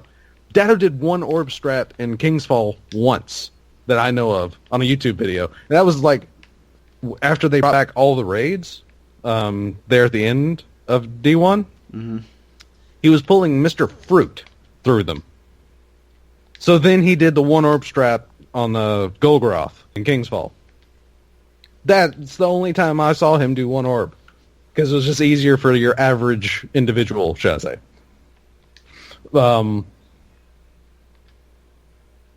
But he actually found out that with 70 stacks of the buff and beast garden, 2 cluster bomb rockets can kill a dog. 2 cluster bomb rockets can kill a dog. Wow. 2 saints from a striker titan can kill a dog. Yeah. So I mean, things to use. So, I mean, he actually went into like a lot of numbers because he found out, oh, okay, so Coldheart does this. Okay, so then he heard rumors about Sweet Business. All right, he used that. Then he found out 450 auto rifles are like, hey, cluster bomb rockets are still really good against Callus. And at the end of the video, he's like, one of my preferred setups is probably going to be double auto rifle and cluster bomb rocket launcher on Callus.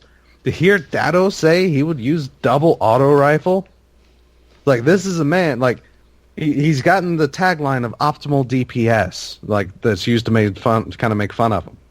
Because Dado is about optimal DPS. And if he's saying he's using 2 freaking auto rifles, and it's like, what? It's like, that's what I'll run. Like, holy crap. Because I have auto rifles. Origin story, number, raid rocket launcher, here I come. Oh, yeah. Yeah. Oh, you're going to say auto rifles is what you use? I have all the auto rifles. That's not a joke. I have all of them. Even the blue ones. Because blue ones are still good. Just fun fact. The Ros Lysis, Lysis, Lys 2. Oh my god, I was shredding in PvP with that. But the number is fun. But yeah, I did throw my 301 into the Uriel's gift. Because I'm that guy. Oh, yeah. I'm that guy. But, oh, yeah, and still predicting Mida's going to have high cals removed. Removed or buffed down? Or do you? No, removed. I've been saying it since since I saw Mida had high cal rounds back. I've been saying, like, there's at least one person that can vouch for me, but I've been saying, if anything happens to Mida, chances are high cal rounds are going to be removed. Like, and that's still my stance, is that high cal rounds would be removed. And I think I actually talked to someone. Pretty much the best replacement you can get for it is probably going to be armor piercing rounds, because that actually gives Mida a little more utility in PvE, and then bringing down its effectiveness in PvP a bit. Because the strongest thing to Mida right now is its flinch factor. Because, I mean, scout rifle, like, actually using a scout rifle to fight a Mida, oh my god, are you going to flinch? Because scout rifles seem to flinch so freaking much. Yeah. So definitely try and, like, so I do believe, like I said, armor piercing rounds do extra damage to shielded enemies in PvE. So it'll give it some strength in PvE, while bringing it normal in PvP, let's say, a little more normal. But like I said, they did it in D1. I don't know what Bungie was thinking giving it back for D2. I don't know. I don't understand their thought pattern for this. Like I've said before, every once in a while Bungie will make choices that make me go, what? What are you thinking, Bungie? Yeah, so that's definitely one of them, because it's like, why? It's like luck in the round, or luck in the chamber sniper rifles when they got brought in after Bungie had issue with final round sniper rifles. It's like, what? So yeah, this is one of those things, and I'm still calling it, and I'm going to say it till it happens, because I'm about going to guarantee that's what happens to Mida, and it probably still won't change the fact that it's used so much. No, I mean it's counterable when people are like, "Oh, it's really get in their face." Oh yeah, get up in their face, Antio. Don't run straight out from a long distance hallway. You know, you got to play the run. Auto rifle with you can pretty much hip fire an auto rifle. It does the same thing, you know, or Antiope or any of the subs. The subs do the same thing. What is the name of the? Is it a 4? Yeah, Itana SI4 is an Omalon burst fire sidearm, and it is one of my recommended usages when, especially getting in people's face. Like if you're aggressive, this is kind of what I'll recommend using, because the Itana, because it's in the same class as like the Last Dance and the Last Hope. But the difference between those and the Itana is that the Itana's perk is hipfire grip, which means it has more accurate hipfire. Which means it doesn't matter. You actually might, for the Itana, you might as well not aim with the Itana with this setup, because it's, I think, a little more accurate hip firing than when aiming down sights. That's how crazy it is. So yeah, get in their face, start melting people down with the Tana, like especially if they're using because again, scout rifles in D2, not so great hip firing. So if you can get them to not aim, you're coming out slightly edged, a little more edged, because that's one thing I've noticed is like with the new hip fire sights or reticule, should I say? You can really tell like exactly when your bloom is like properly reset, pretty much. Like you have a way better like estimation of when you should fire, as long as you're paying attention to that. But so yeah, so I mean, use that to your advantage, because one thing I've noticed is most scout rifles have a lot of bloom when they go to fire, like a lot. And Mida has a lot of like hip fire bloom.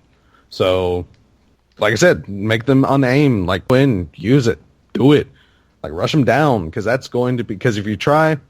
There's actually been a few times I've almost been able to, like within let's say between 30 and 50 meters, I've actually won some scout rifle duels with an auto rifle against Mida, which, trust me, I celebrate every time it happens, because it's not often. It's not super often.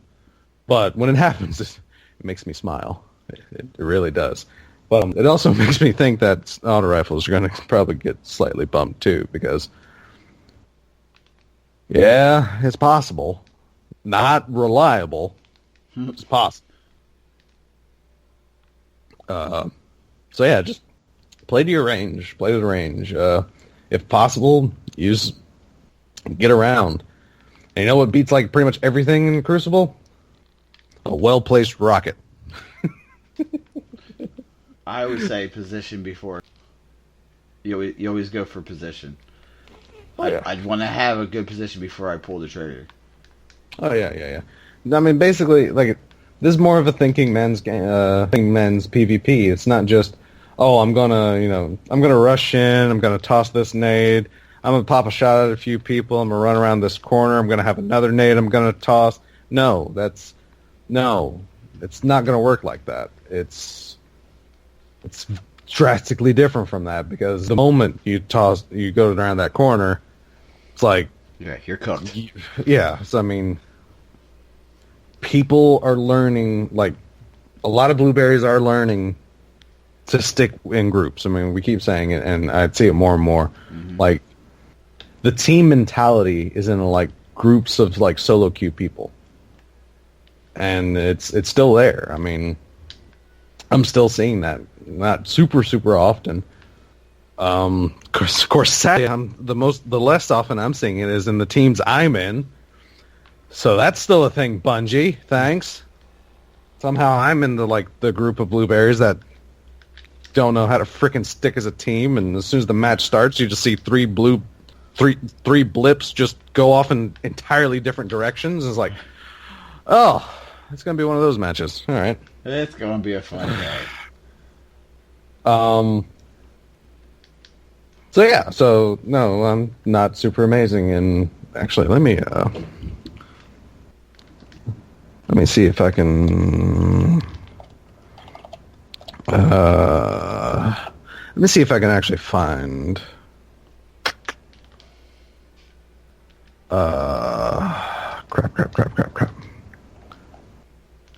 Because I want to see if it's actually possible. It's nothing I'm going to be able to find easily, is it? Probably not. Probably not. Oh, hang on. I forgot I got to put in the name. I want to see if I can actually find my actual KD. Here I am. Did you go on DestinyTracker.com? Oh, yes, I did. For all your Destiny needs. Let's see. That's accurate. PvP 24 matches of competitive. I played 3 hours, 50 minutes of competitive PvP? Really? You sure about that? I played 17 hours and 30 minutes of quick play PvP. Fair enough. Okay, so my actual KD, not my KDA, but my actual KD is hovering around a 0.94, which is pretty much what I couldn't escape in D1. Yeah, was my 0.9 KD. Oh well, I'm back there. I probably won't stay. Hopefully, won't stay there too long. But my average KDA is like 1.15, so that's not too awful. I'm in the top 66%, so I'll take that. I'm slightly above average. I'll say. My win ratio is 60% though in PvP overall, so I'm still there. That's really all that matters if you think about it. Yeah, I mean, PvP competitive have a 50% win ratio. I've had 12 losses and 12 wins, so. All right then. So yeah, I was just curious of that. So yeah, actually, there's a way to track that at DestinyTracker.com and your 2 stats. Because that's a thing. And apparently I'm a platinum in control. Why am I platinum in control? That's weird. Anyhow. So yeah, still strange oddities. And if I can actually scroll through this crap and very quickly see if they have a suicide rating again, I'm going to love this over again. Oh, they don't. At least not something that's easily found. Yeah, it might be one of those things that are not. Yeah, they may not have an easy way to try this time around. But anyhow, so yes, I'm still learning this Crucible as my KD attests. I think everyone's still learning. But I don't yeah, think there's anybody who's a master yet. You know what I mean? Yeah, I mean, there's a lot of my aim. I mean, my aim and crap is much better now, and I'm just having to learn positioning primarily. Mm-hmm. Where to go, map knowledge is with a team shot meta. I mean, map knowledge is going to be your bestest friend in the whole wide world, and where to go and what to do and how to counter these things, and make sure you're making smart choices. Because it doesn't matter if you decide to flank someone or not, but if it doesn't work, then you're to death, and then you're leaving your team at a huge disadvantage being one man short. So, I mean, it's just a lot of things to consider when you're doing the things you're doing.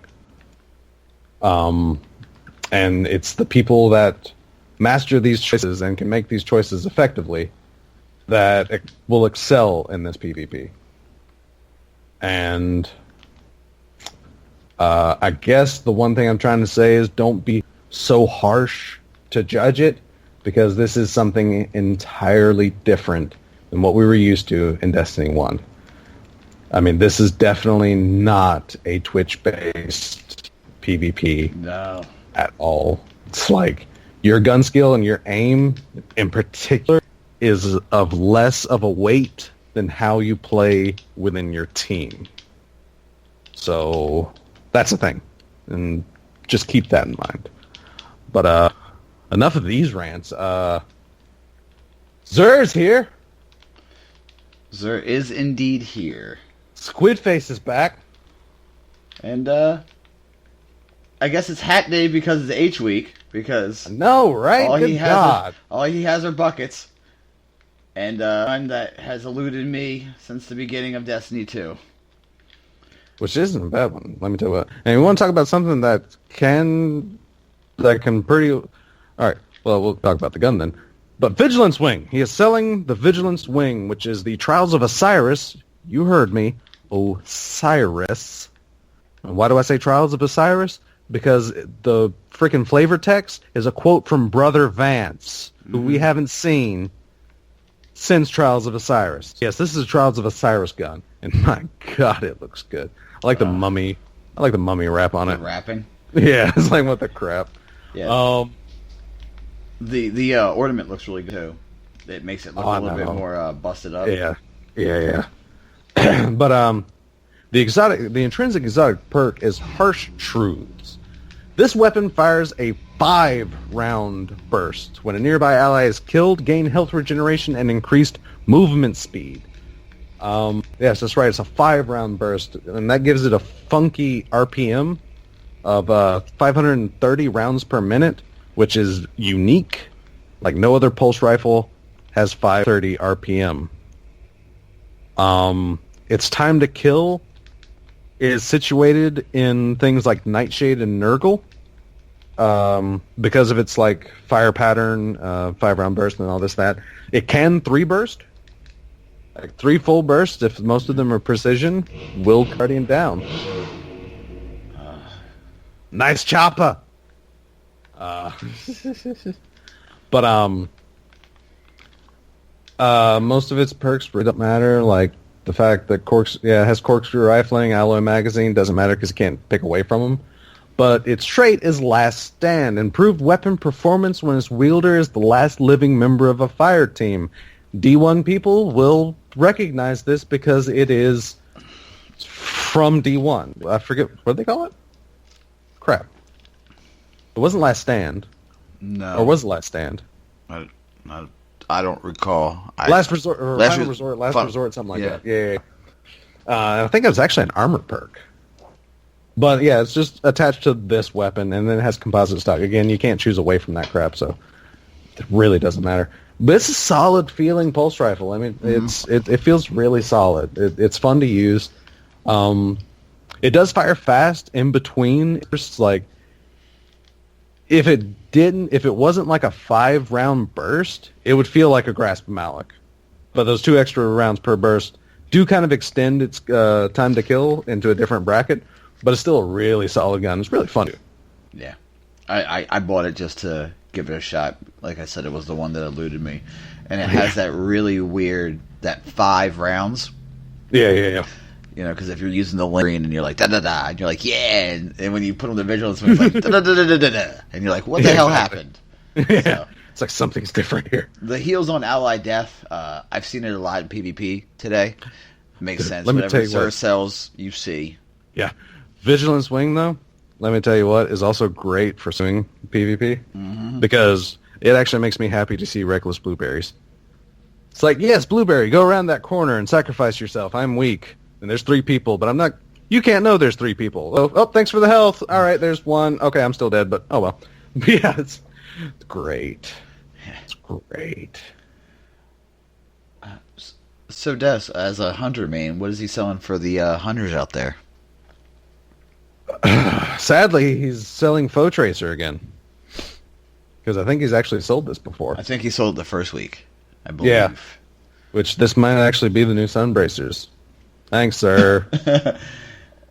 But it's like sad because, again, Foe Tracer gives you Relentless Tracker as this exotic intrinsic, which basically gives you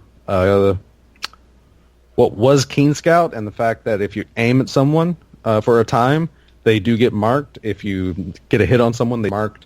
So yeah, it visually marks targeted enemies. This mark does basically go through walls. It will show you where they are.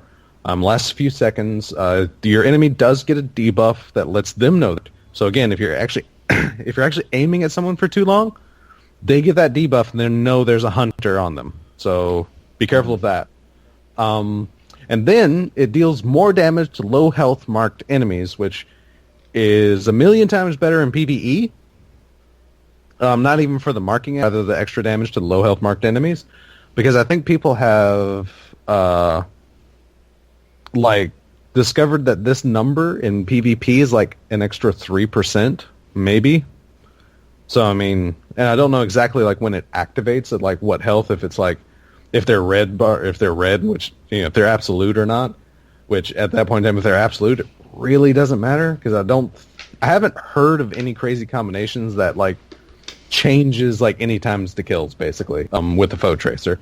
But trust me, just the fact that it marks, this is basically like, why not use it if you're not looking for something very specific? essentially, because it just has a lot of utility wherever you use it. So if you're like switching subclasses a lot in like PvP or whatever, this is definitely like the exotic you can just have on at all times. So, tell us about that Titan bucket, Buster. Oh, an insurmountable skull for it. For those that played the Titan in D1, it is a returning exotic. Mm-hmm. It is indeed. It has a very cool look. It takes shaders well. I'm doing all the aesthetics first. Yes, it does take shaders really. Foe Tracer kind of takes shaders kind of garbage because it just takes like a primary color. So it takes a lot of shaders, just like a lot of primary color from the shader. So that's the only thing that's nitpicky. But yeah. Its intrinsic perk is Transfusion Matrix. Kills with an arc melee ability, triggers health regeneration, and restores melee energy. So this is all 4 strikers. This isn't an open, as I will call it, exotic. You're required to use the Striker Titan. Yes. I have one. I put it on my Striker Titan. It's really, really fun. I mean, it's not the exotic I would choose to use, but if you're running around if you're running around the EDZ or Titan, just want to have some fun, it's good. It does trigger health regeneration, and it is a nibble increase. Yeah. It kicks real quick and real hard, and then you're like, "Oh, I'm back, baby!"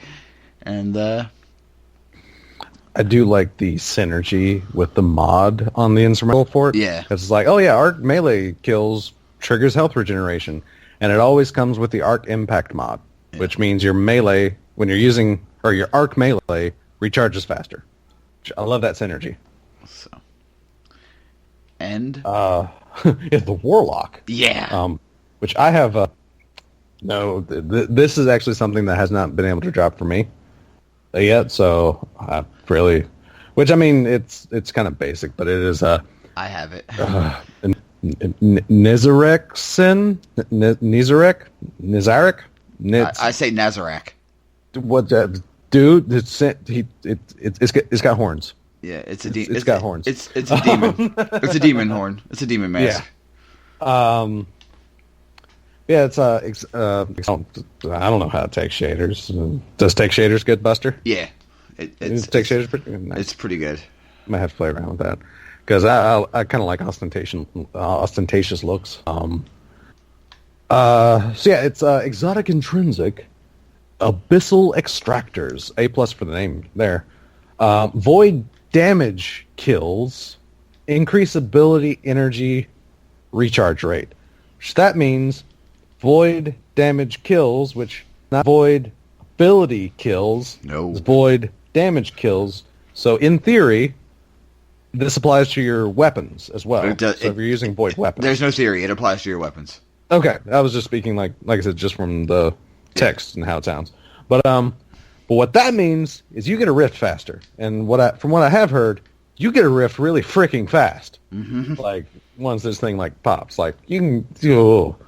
And considering how strong a rift, which I mean, theoretically, this was made in mind for Voidwalker, theoretically. But considering it comes with an energy bracket mod, which improves the handling for your energy weapon, I'm going to say it's not. And the fact that it is designed to be freeform, as long as you have a void weapon to use with it. Which, yeah, can give you, like, arguably one of the best freaking abilities is a Warlock's Rift. Because, I mean, you can create a spot for you and your allies to kind of, like, heal up and, like, eliminate recovery, whatever recovery you have. Warlock drops one of those things, and, here's healing for whenever you step in. You don't want to stay in one, because then you become a target, but you have some quick, like, regen and get back into the fight moments with the Warlock Rift. And then there's, the reason why I say, like, just whatever, because if you're a Stormcaller, you can use an Arc Soul, and that gives you, it's not a lot. I think it's like, I think I heard it might be 30 damage every second, like 30 extra damage every 1 second, which, trust me, isn't anything at all, really. But when you're shooting at people, it can help push you over certain edges and such, and it's really fun to use. It is like a hilarious moment whenever you have like a 4-stack sitting in a rift, and you just all kind of like converge on an enemy, guns and arc souls just going freaking everywhere in a firefight, and it's a great thing. It's hilarious. I use it for my. I run a Devour build with my my Warlock, and it's so noticeable. The grenade is always there, as long as you're using, a void energy weapon is what I've been using. I've slapped on with one. I think my number has the void mod to it. Oh, it's just so much fun to use in PvP. Because, you're absolute, you go around the corner, you devour, they come around the corner expecting you to be one shot, and then you're like, oh, you thought this was over? Nah, it's over. Yeah, getting used to a Devour build for Voidwalker is fun as balls, because it really does give you some really good survivability. Mm-hmm. Because the strength of Devour is in the fact that, you can eat a grenade and get the Devour buff. It's the fact that every time you kill someone, it refreshes your Devour buff. Yeah. So every firefight, if you get into like a series of 1v1s, you can actually start every fight with full health. Thank Devour. It's might slightly be broken. Maybe. I don't like to put OP status on things because I'm not that kind of guy. Debatably. But this might have some merits into OP status. Maybe. Like, I don't want to be the one to say it, because I know plenty of people that already say it, and it's kind of like, you can still fight against it. I mean, there's smart ways around things, but, because there's definitely ways to fight around a rift, let me tell you what, because there's plenty of times, or a wall. Oh my god, that reminds me, I had like the best moment with a Titan wall. Did somebody go through it? No, didn't even go through it. Oh. I like popped a wall, because I think I was like in this gunfight. Another Titan was running away, and I like went to pop a wall because I noticed like some of his teammates coming. So he was already partially weak from the gunfight we had. I popped my wall. He was smart, but at the same time he was extremely dumb because I wasn't moving beyond my wall. I wasn't going to take shots at him. He decides to jump all the way over my tower wall. So I just hit fire my auto rifle at him in the mouth once he lands, and that was it for him. And then I run away from his teammates like nothing ever happened.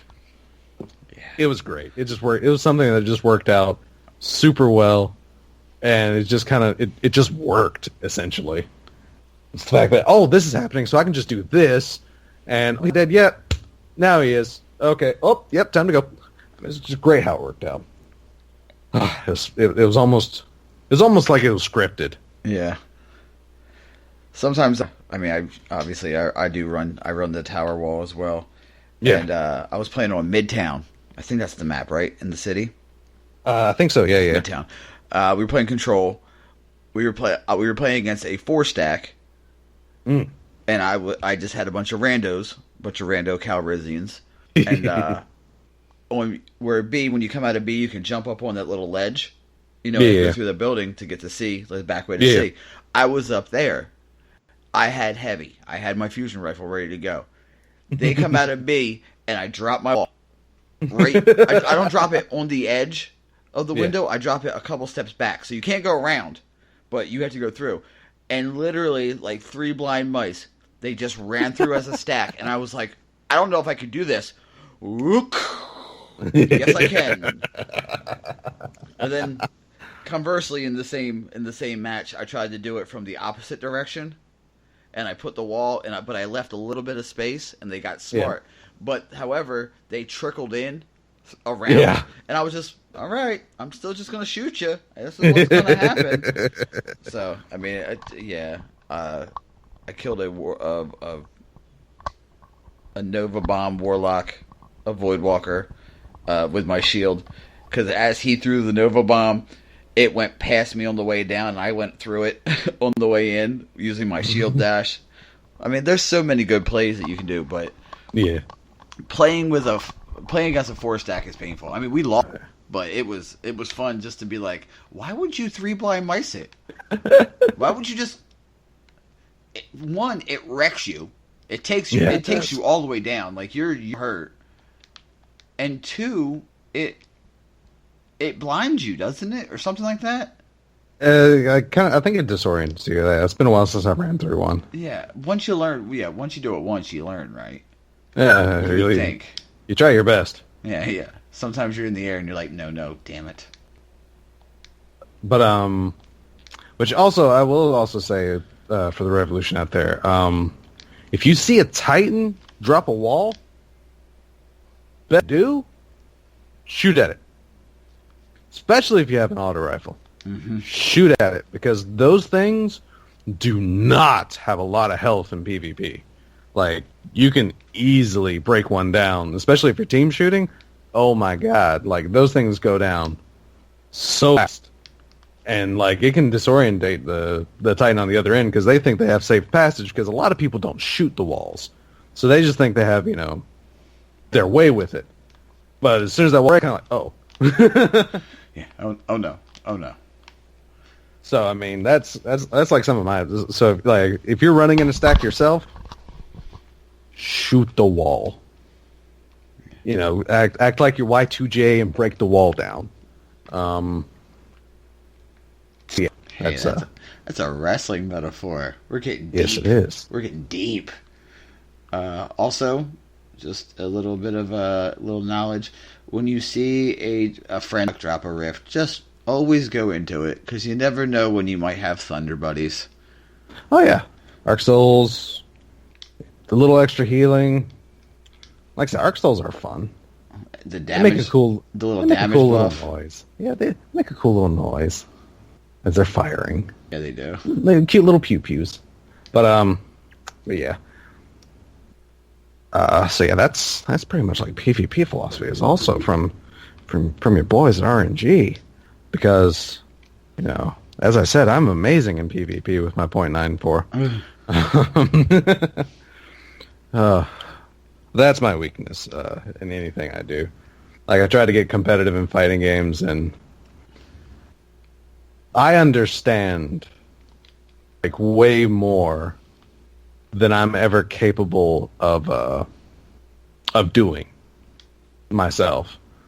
That's like when I was trying to get into like MK9, MKX, like I said, the more comp scene for those. Mm-hmm. I knew what to do. I knew the buttons. I knew the combos. I knew the damage procedures. I knew like the 50-50s. I could coach people to play characters better. I could coach people against like what makes a character strong or weak. I could do those things, but I still lost a lot. So it's kind of like that's kind of my curse, is I don't quite have the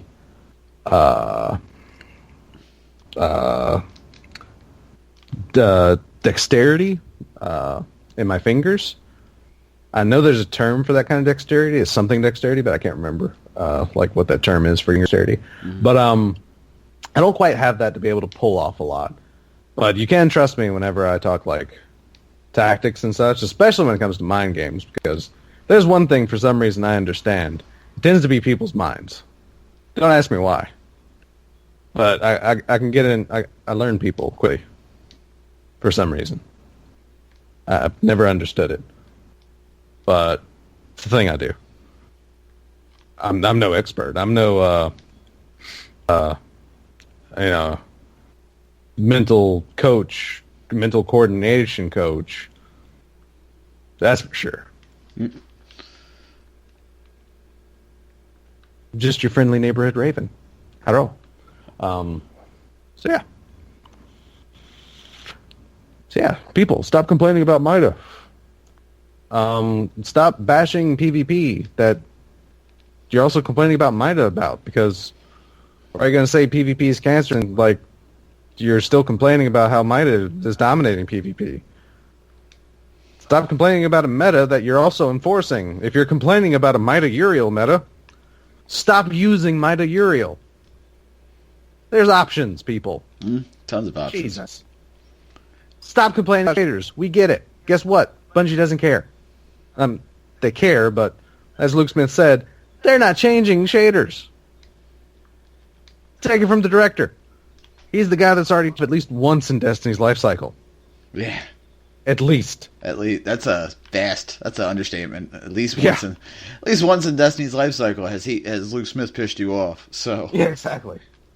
90% of the community has been the throwing the money at the screen comment, and guess what? The community has thrown their money at the screen. Shocker. And yet you continue to throw your money at said screen. Right. Oh God. So yeah. So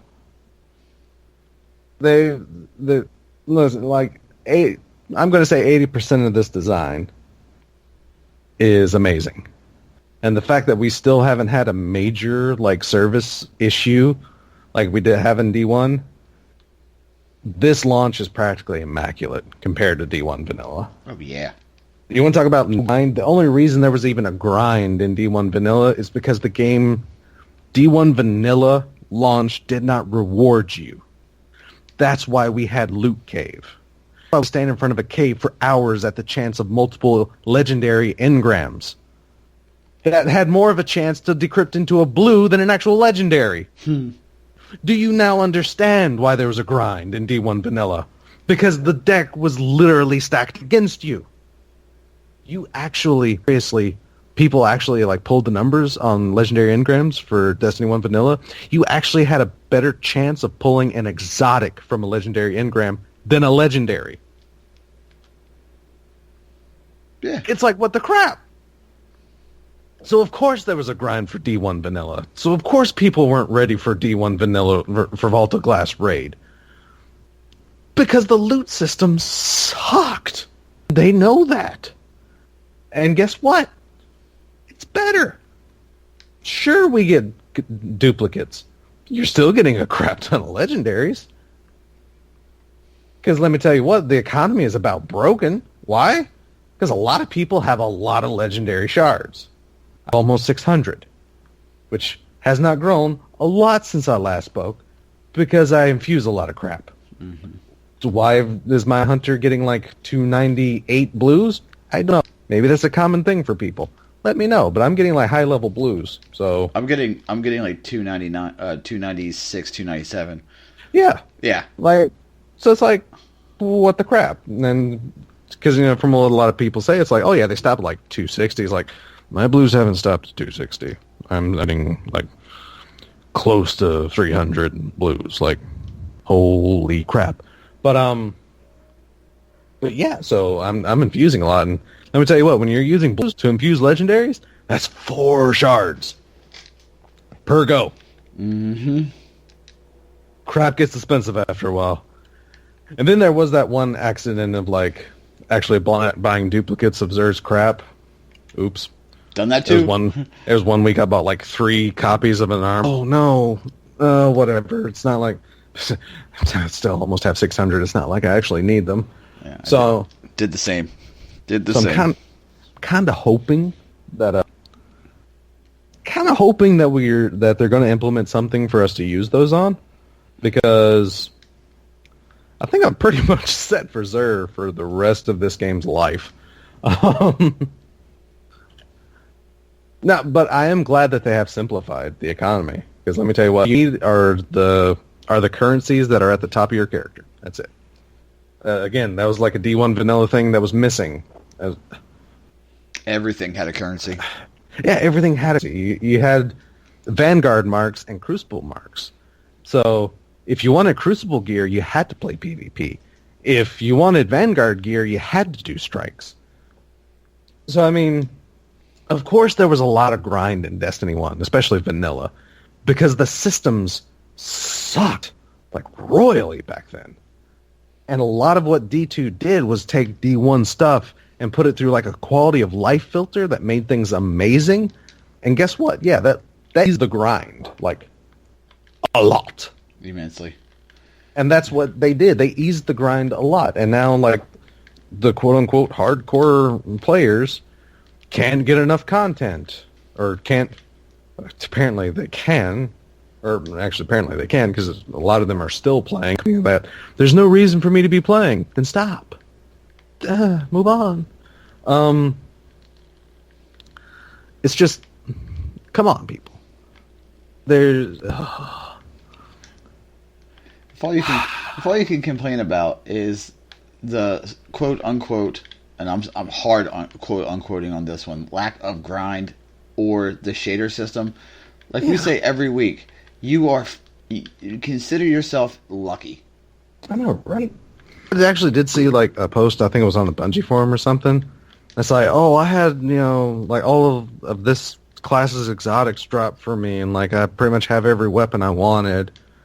And it's like, I only get to play like 4 hours a day. How many days that was, which that's still kind of a little more than average. 4 hours let's a just day? say, yeah. That's lucky. Yeah. I know, right? It's like if I'm not like, it's like I told you before the show, on Monday and Tuesday, those are my hard days. Those are the days I'm learning to not log in and just rest. Wednesday, I might get 2 or 3 of screwing around and doing my ritual reset stuff.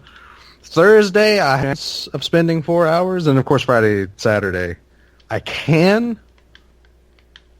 But having steady weekends off is still new to me, and I don't feel a need to play video games with like a steady set number of days off.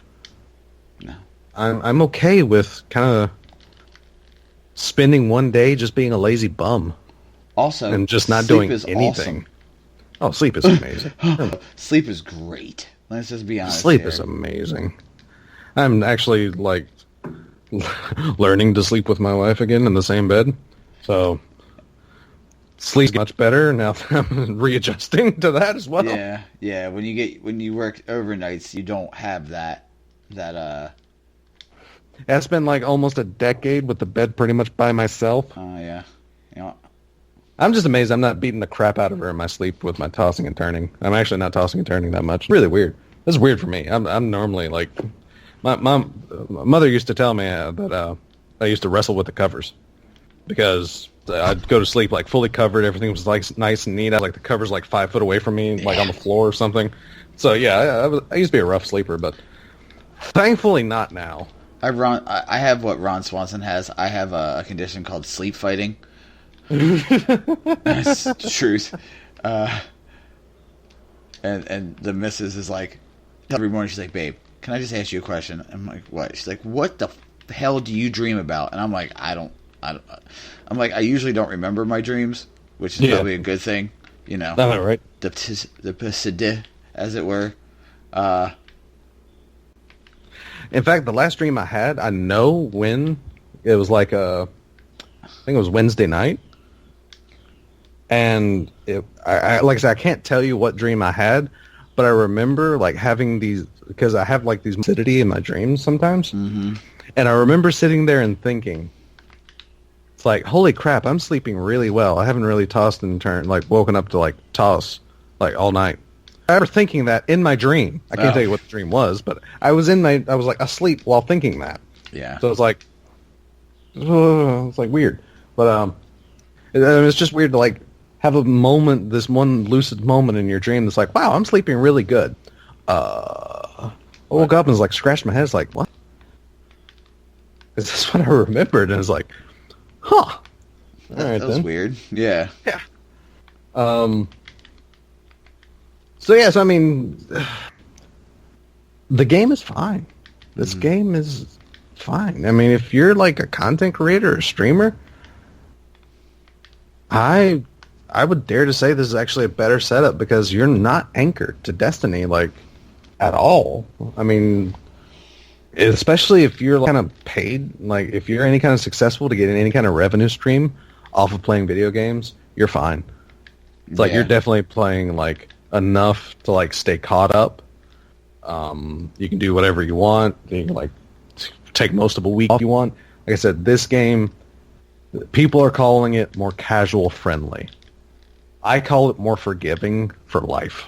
More life forgiving for sure.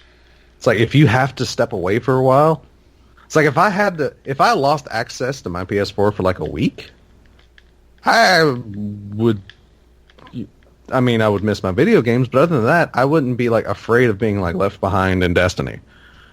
Like, I mean,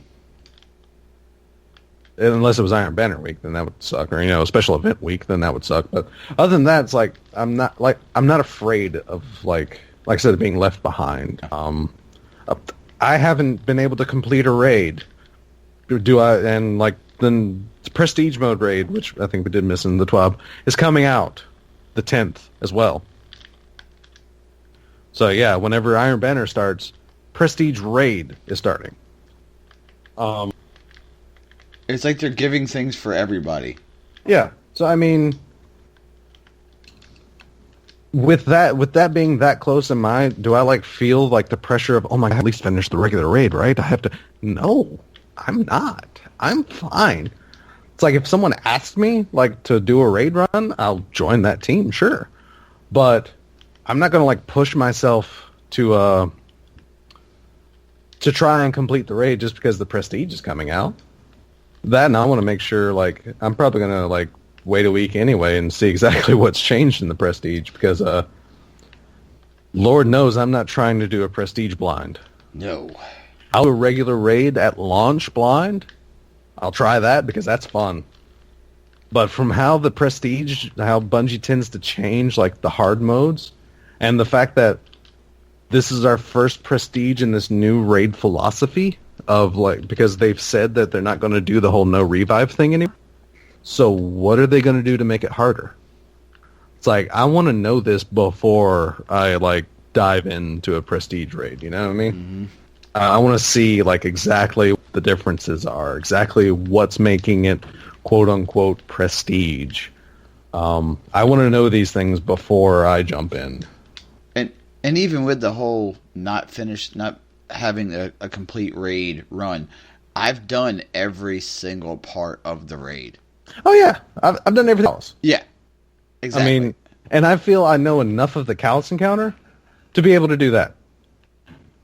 I've actually spent some time in the Shadow Realm. I've spent some time in the Throne Room. So I have some minor experience in both areas of the Callous Encounter. So, like I said, I feel okay. Fairly confident that I can do that. I mean, I don't feel slighted in the least. I, of course, feel completely confident that I can take care of the Baths encounter and the Garden encounter. I love running the Gauntlet.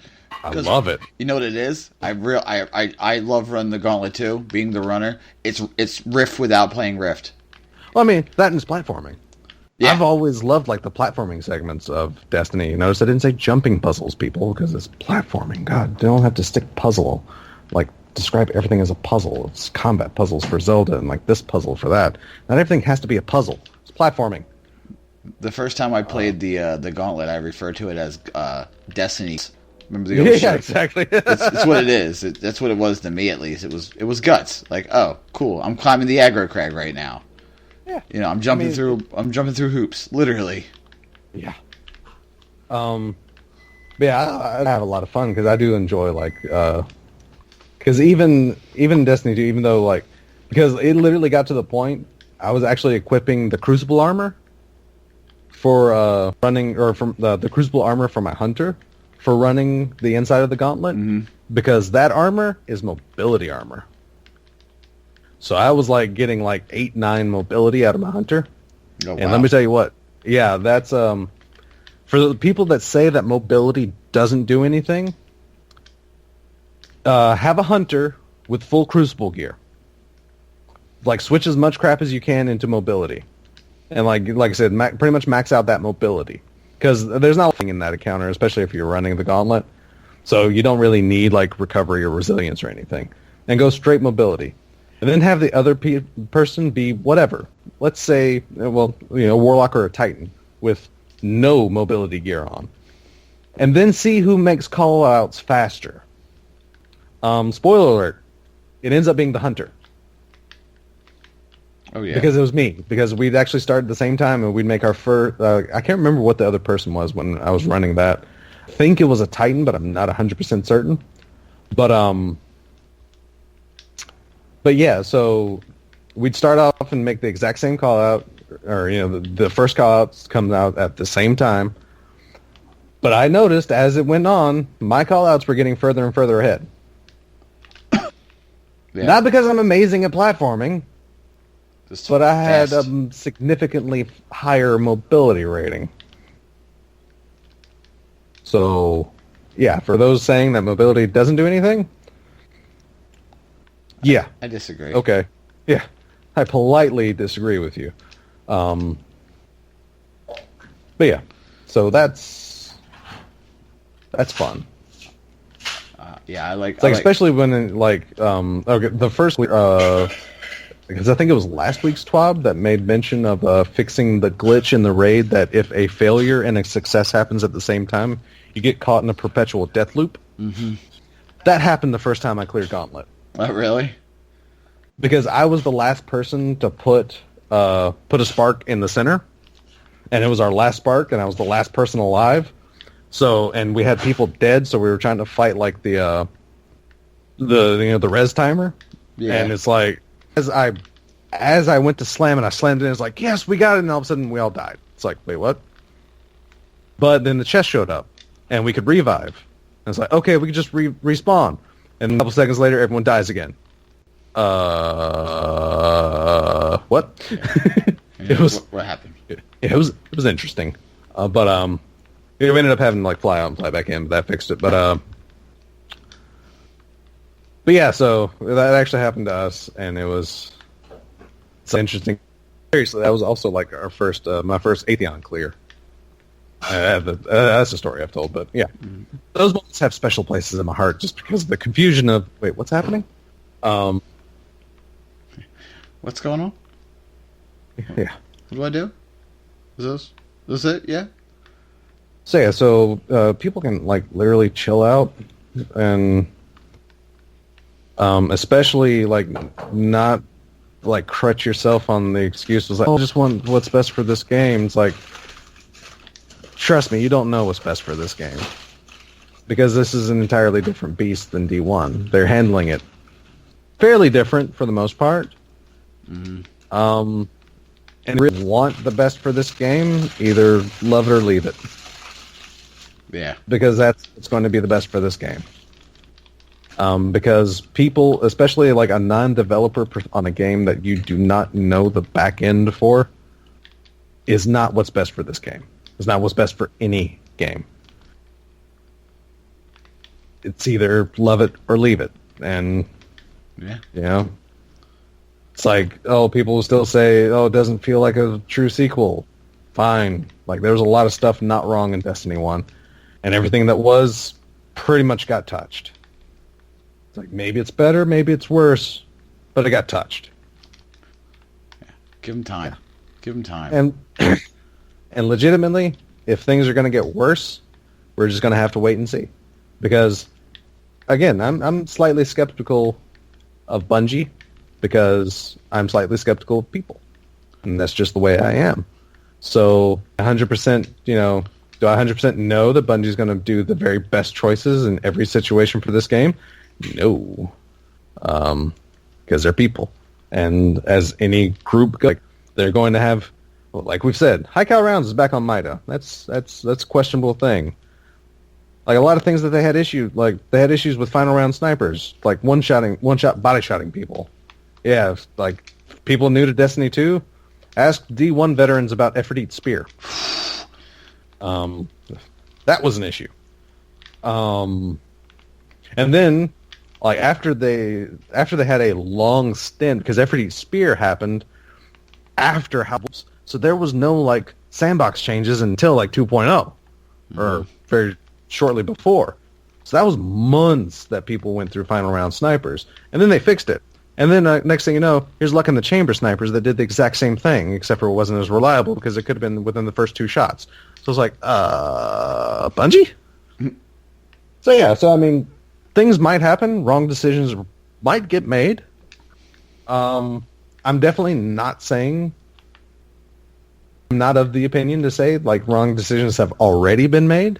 No. Because again, it's a different game. So I'm going to reserve anything harsh for the future, because that's going to be like how, because no matter what, like D1's release, no matter what you think of it, no matter what mistakes you think they made for D1 Vanilla's launch, it ended up being a good game, D1, because they did a lot of stuff to make it better. And it brought everyone together. Yeah. So, I mean, they did that, but like I said, it just ended up being a very much better and very much put together, very better put together game because of the efforts that they made to fix.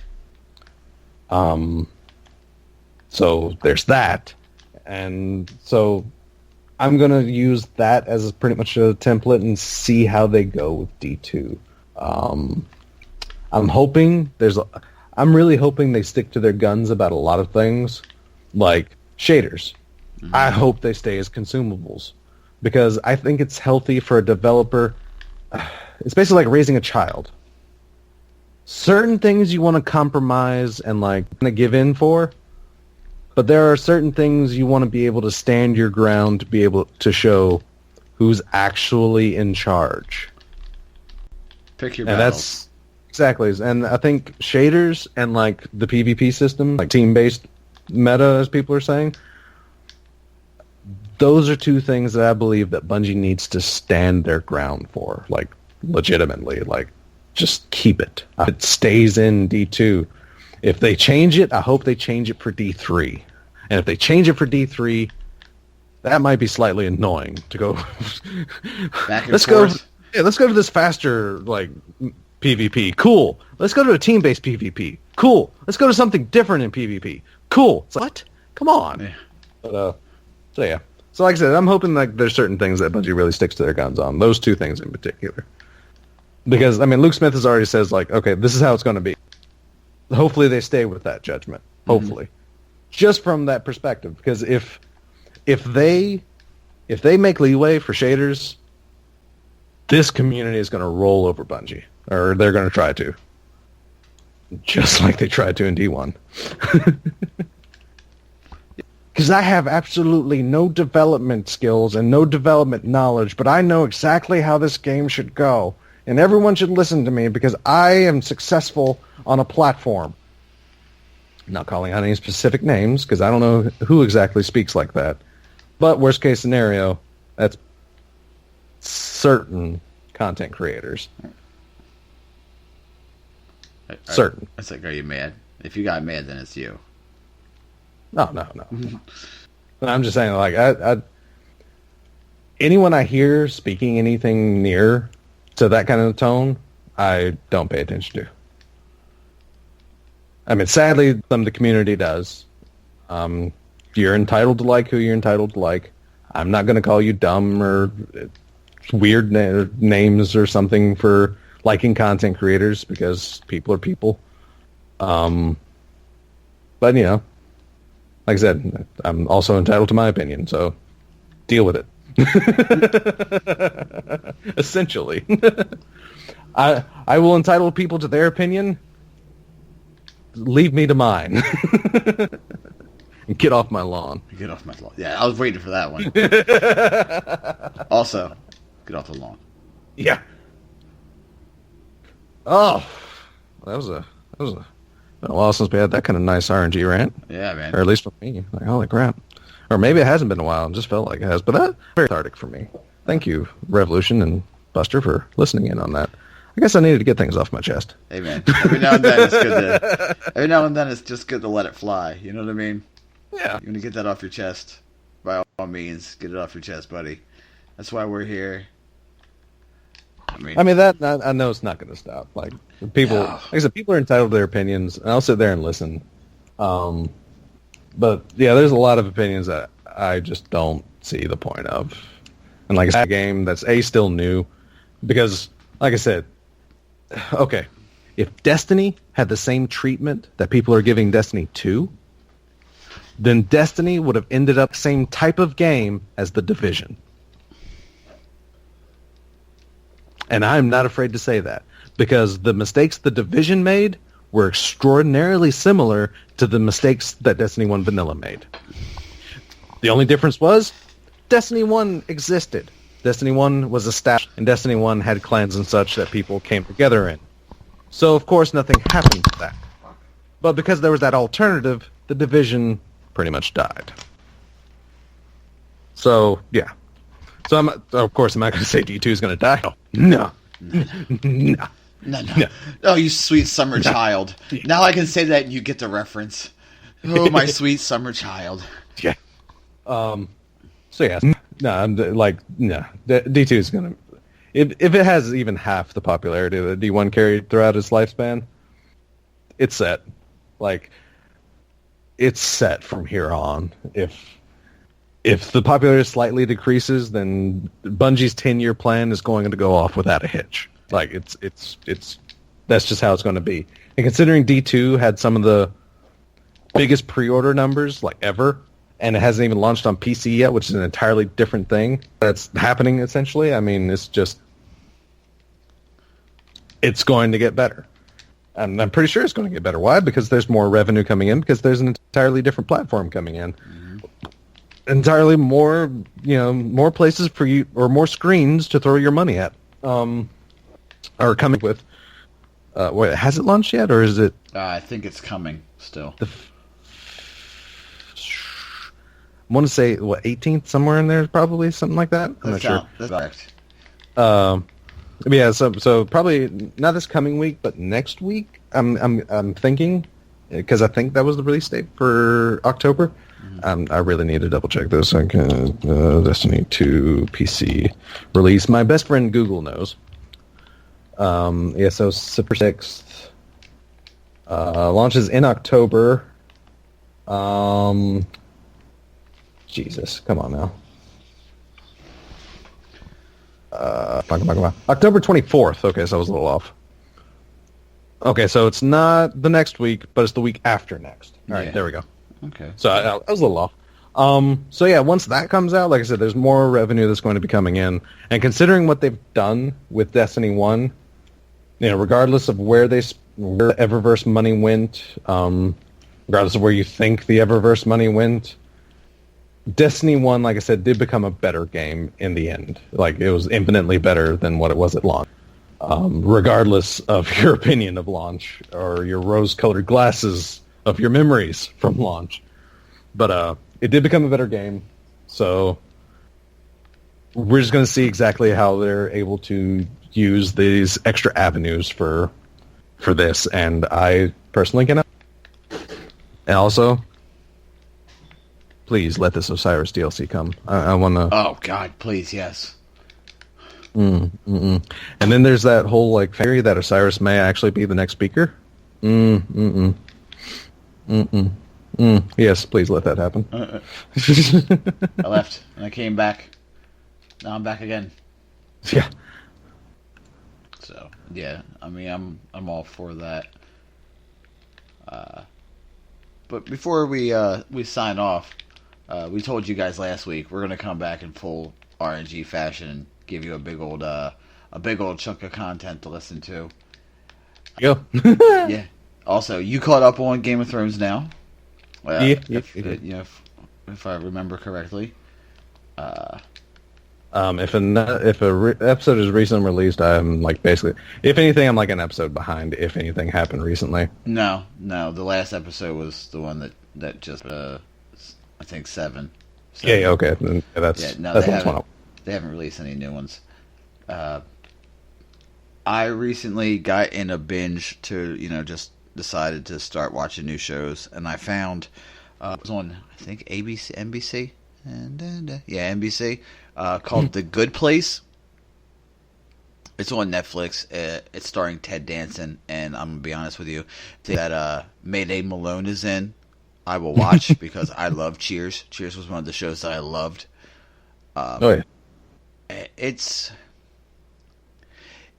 Is it one of the shows that when it comes on TV I'm going to watch? No. Will I watch it on Netflix when season 2 is released? Yes. If that makes sense. Oh yeah. It's a good time. It's a good time waster. Or if you're I just want to watch this show and see what happens. You're yeah. We're all good. But is it like Game of Thrones where you'll watch it every time it comes on? Because I've rewatched reruns of Game of Thrones because Yeah, I don't care. Oh, it's season 2. Yeah, good. Okay. You know what I mean? Like, that's just how good Game of Thrones they are. Oh, and have you heard of HBO's plans for Game of Thrones? Like also speaking? 2019, and then release the prequels? Or the spin-offs? No, well, you have in development 5 spin-off series. Uh-huh. It's like, excuse me? Now, some of these spin-offs I might actually enjoy more than the original series because it depends on exactly, like... Because, I mean, come on, especially if they're any kind of prequel... Like, I mean, in Game of Thrones, you hear about, like, the history of the Targaryens and their dragons. Like, ooh, yes, please. You hear about Robert's Rebellion. Yeah, so, I mean, it's like, there's a lot of things, like, side story and, like, things we enjoy a lot better than, at least, like I said, seasons 1 through 6, because it was just kind of meh for me. I'm not going to discredit, like, it's like I told people, like, Season 7 is definitely my favorite by far, and if I wasn't a fan before, like Season 7, I'm good to go with that. So I definitely cannot wait for like the end of 7, the final season of 8, and it's like, holy crap. But I'll probably keep up with some of the spin-offs, like probably watch, just to see at least like, because depending on which one gets greenlit, because like a lot of people say, or the author himself has mentioned, like not all of them will get like turn into full shows, and not 5 of them may not even make it to like the pilot stage, but they are being worked on, so they potentially could. But I'll like keep track of them, see where they're, see like what the story is on them. But I might get into them, and like I said, I might like them even better than the main show. Yeah, like I've always wanted to see Robert's Rebellion because apparently the Robert Baratheon that you see is a pale shadow of his. Yeah. I mean, you know, drinking and being old, you know, aging, and, and becoming a sedentary king probably didn't help. But I've read several like lists on fighters who could, in their time, beat the Mountain. Oh, yeah. And he's always listed in high regards, and so was Barristan Selmy, the old man. Yeah. Apparently, when he was a young spry man, he was feared. That's why they call him the Bull. Oh yeah. So also the books definitely paint a different picture, because even in his old age in the books, he's a badass. Oh yeah. Well, I mean, there's a lot of things that are probably like very much more simplified for the TV and such. Which, I mean, that's just anything legitimately. Yeah. Like any adaptation is going to like suffer some extent. Yeah. Even Batman, you can't. Yeah. You can't be truly to the books. So. I mean, there's even like because I actually watched Spider-Man: Homecoming. I liked it. It was good. I did like it. It is interesting to see how they changed, because of course they changed a lot, because certain things I did like about the first 2 Spider-Man movie series was the fact that each one took like an aspect of Peter Parker and like worked on it and like shed a light on it. Because like the original, he was more about, helping people and helping the innocent, which Spider-Man became, yes. Thanks to Uncle Ben's like influence and such. Amazing Spider-Man came out, and it was more about originally him trying to make money, which he definitely tried to do in the comics. Like Spider-Man for him originally was a plan to get money. A lot of his superhero like early adventures was him trying to make money. He tried to join the Fantastic Four because he thought he'd get paid. Then he found out they don't, and he stopped. So I mean, yeah, that's the Spider-Man in the comics. But yeah, that's Pete. Yeah, I mean, he tried to money for his Aunt May. So I mean, it's still altruistic, but he was about that money. And then Homecoming came out. I do think someone pointed out, someone I work with pointed out, it's like, it's actually kind of funny because in every time they reboot it, both Peter and Aunt May get younger. Yeah. And Aunt May, what is Marissa Tomei, I believe? Oh my God, yes. It's like, really? You're going to cast her as Aunt... Like, legitimately? That is... You give me a list of actresses to play Aunt May? She was, like, not even in consideration, because it's like, what? But, That's my cousin Vinny. Yeah, She's my exactly. cousin Vinny. But, yeah, I did like it because I did like the fact that they did change. Like, now that he's in the MCU, the fact that they skipped the origin story, thank you, Sony, for not having us see another aspect of how Spider-Man became Spider-Man. I don't need to see a kid get bit by a spider again.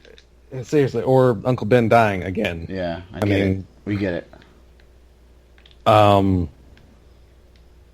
the fact that they basically turned him into like a Tony Stark, essentially.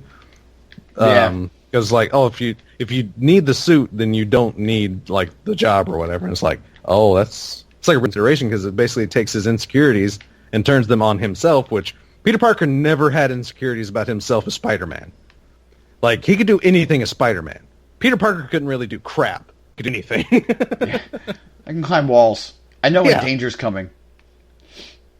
So, I mean, it was really interesting to see that take on, like, Spider-Man, and to see it work pretty well. And my God, Michael Keaton is the Vulture. Yeah. I mean... Oh, my God, he was, like, just menacing to pull off a freaking death threat, too. It was like, my God, do it again. I believed him. I believed him. It's like, holy crap. Yeah. Like, yeah, it's very well done. Very well done. I cannot see how they're going to go with that.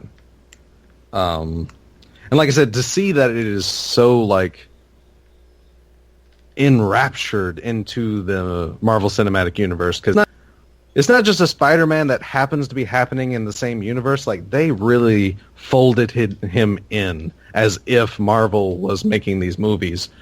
But spoiler alert, they're not. These are Sony-owned movies. So Sony is actually in pretty much full control of the Spider-Man movies, except for the fact that they do use, like, Kevin Feige, I think is how you pronounce his last name. Yeah, Kevin Feige. Feige. Yeah. He does have, like, his executive producer role, but the budget and everything is funded by Sony instead of Marvel, which is how it used to be. But now, thanks to Marvel being able to say things, or Sony allowing Marvel to be able to have some creative control, they can have it in the MCU, but they're still getting the profits, like most of the profits. So that's how that deal's working. It's working out spectacularly, because I like the fact that Tony was in it, but not a lot. Like, he wasn't really overbearingly in No, it Homecoming. didn't feel like an Iron Man movie with Spider-Man in it. Exactly. Which is one thing I was kind of afraid of, but like I said, then you watch and it's like, I mean, half of his connection to the Avengers was Happy Hogan. Mm-hmm. I mean, Tony came in like a couple times, spit some words, whatever, gone. But Happy was like most like the MCU connection that Peter had to like the Avengers or anything. And yeah, it's a really good movie. I do suggest watching it because it is entirely different than any other Spider-Man iteration. Thank God. Yeah. Ugh. Thank God. That's the same reason I can't get into people are gonna hate me. That's the same reason I can't get into Gotham. Oh yeah. I don't need to see Bruce Wayne's parents die. Again, I know how it happens. His parents get killed. Right? He gets trained. Guess what he doesn't get trained as? An assassin. He doesn't get trained by Al Ghul. He gets trained by Alfred. Okay, you changed a little bit. That's not how it works. Fix it. Actually, he got trained by just about every freaking martial arts master across the world because he's rich. You can be a superhero if you're rich. One thing the movies, like no movie ever touches on, is how much like schooling Bruce Wayne had. Yeah. As he was also training. This dude has like at least, I'm not going to say a master's, bachelor's? Yeah, bachelor's.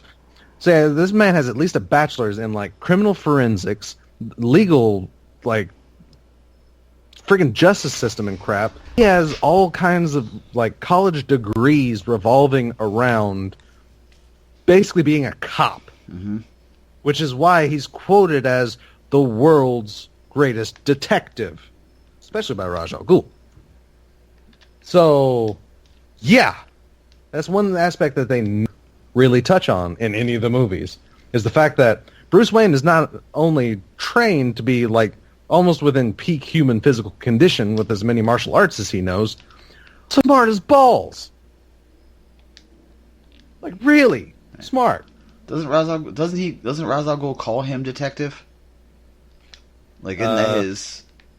Oh yeah. Like in the comics and like the animated series, like he's always detective. And I think somebody mentions in the comics at some point in time that he's like the best detective since Sherlock Holmes, basically. Mm-hmm. So I mean, but that's one aspect that's like never gets like touched on, and but yeah. But that's DC, and DC is always DC cannot do live action movies. I still haven't seen Wonder Woman though, so I'll save that judgment. Wonder Woman is ridiculously good. Well, I mean, notoriously DC cannot really. Because Batman, and from what I hear, Wonder Woman is like the best DC live-action movies ever. I mean, I'm talking like the Michael Keaton 1989 Batman. Mm-hmm. Those are like the good ones. Because Superman wasn't bad, but they also didn't really follow any kind of comic structure, other than it was just the Man of Steel, and like that couldn't get hurt. Kind of boring movies, really. Like, when you're a kid, you love them, but then you go back and watch them, it's like nothing actually happens to him. He's in real danger. Never. But yeah, so I mean, yeah, DC like notoriously cannot do live action movies. But let me tell you what, their animated shorts and crap. Oh my god, like their series and stuff is just amazing. Yeah, DC can put out some yeah. Which right now is like the exact opposite for Marvel. Of course, I haven't seen Marvel animated since the X-Men series in the 90s, like the X-Men and Spider-Man series in the 90s. They have an anime branch that they did, the X-Men, Blade. Yeah, I heard about that. They're really good. They're good. Yeah. Because I think that happened around the same time that Stan Lee started drawing for some anime. Yeah. Which, hilariously, it's funny because, okay, well, American and, like, Japanese comics drastically differently. But the way Stan Lee used to work, like, because he made comments on, like, doing an actual manga. And because, like, the mangas are, like, more fat, like, they put out, like, a little more quickly. Because Stan Lee made the comments, like, the way they have to storyboard and very simply draw storyboards for manga is pretty much how he had to work on a lot of his comic runs, because if you don't know who Stan Lee is, he's pretty much invented X-Men, Spider-Man, the Hulk, the Fantastic Four. He reinvented Captain America, but he was all involved in titles at the same time. So he was like the writer that was doing these titles, like I said, at the same freaking time.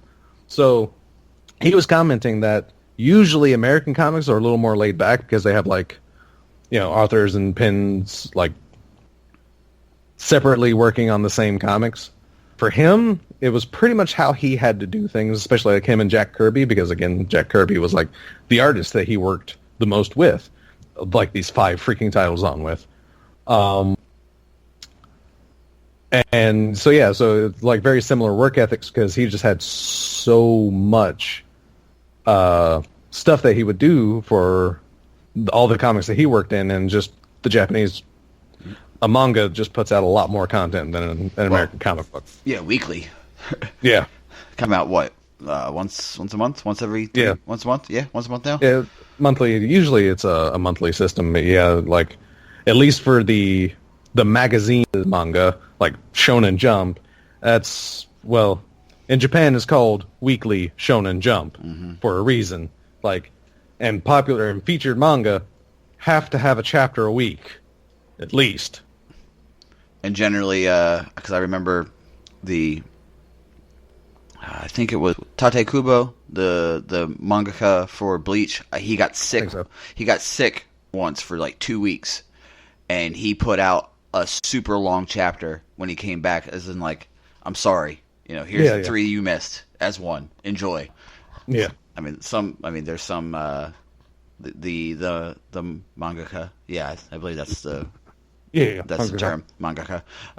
For X Hunter, he is known as hiatus because he goes on hiatus for months, and then he comes back and does like 5 chapters and goes back on hiatus, and you're like, you can't really get into a story if you know it's going to, you know, you don't know when. Yeah. it's going to keep coming back. So it's kind of like it's kind of like One Punch Man. Yeah, but One Punch Man. They have plans to do more for One Punch Man, but when? No idea. Just like the Castlevania series on Netflix. They have it renewed. They just don't know when it's going to come out. And I'm like, bring it back out. It's so good. Bring it back out.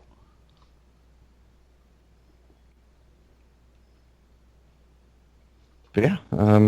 I guess that brings this episode to a close, right? I mean, got anything else? I don't have to rant about that for sure. I'm good for I'm good for this week. I'll be I'm sure I'll have something next week to talk about. I'm sure we're definitely going to be talking about the Iron Banner and how we feel about it. For and sure. Have my week of play, so who knows what I'll do. Yeah, I know, right? But, Des, why don't you tell everybody where they can find you, man? Well, this is your boy Raven, and you can find me, of course, on Twitter at DES_Raven, where, like I said before, you can there tag me on like any myriad of things because I'll speak to you. I've got no issue like having any kind of conversations with people on Twitter, as long as it's logically thought out, debate-esque type conversations. I don't mind as long as you're making sense. But you can find me or you can search me out on YouTube, Death Switch Raven. And you can find our video producer, who's not here right now. He's, real life, known as Alex, on everything at known as Alex. You can find me, Buster Knuckle, on Twitter at BusterKnuckle13. That's BusterKnuckle13. On Twitch, twitch.tv/Buster_Knuckle. I'll probably be streaming this week a little bit more. And on YouTube, just search Buster Knuckle. You can find this podcast, the RNG Cast, at the RNG Cast on Twitter. You can email us, therngcast@gmail.com. You can join our Discord. It's pinned to the top of our previously stated Twitter account. Mm-hmm. You can find us on YouTube. Just search the RNG Cast Podcast. If you support us monetarily, we don't require that. We will always be putting out free content. But the people who do support us get a little bit of extra niceness. They get the episode early. They get the behind the scenes. They get our pre-show. Yeah, you get us talking like fools. Yeah, and I talk like fools. We talk like fools all the time.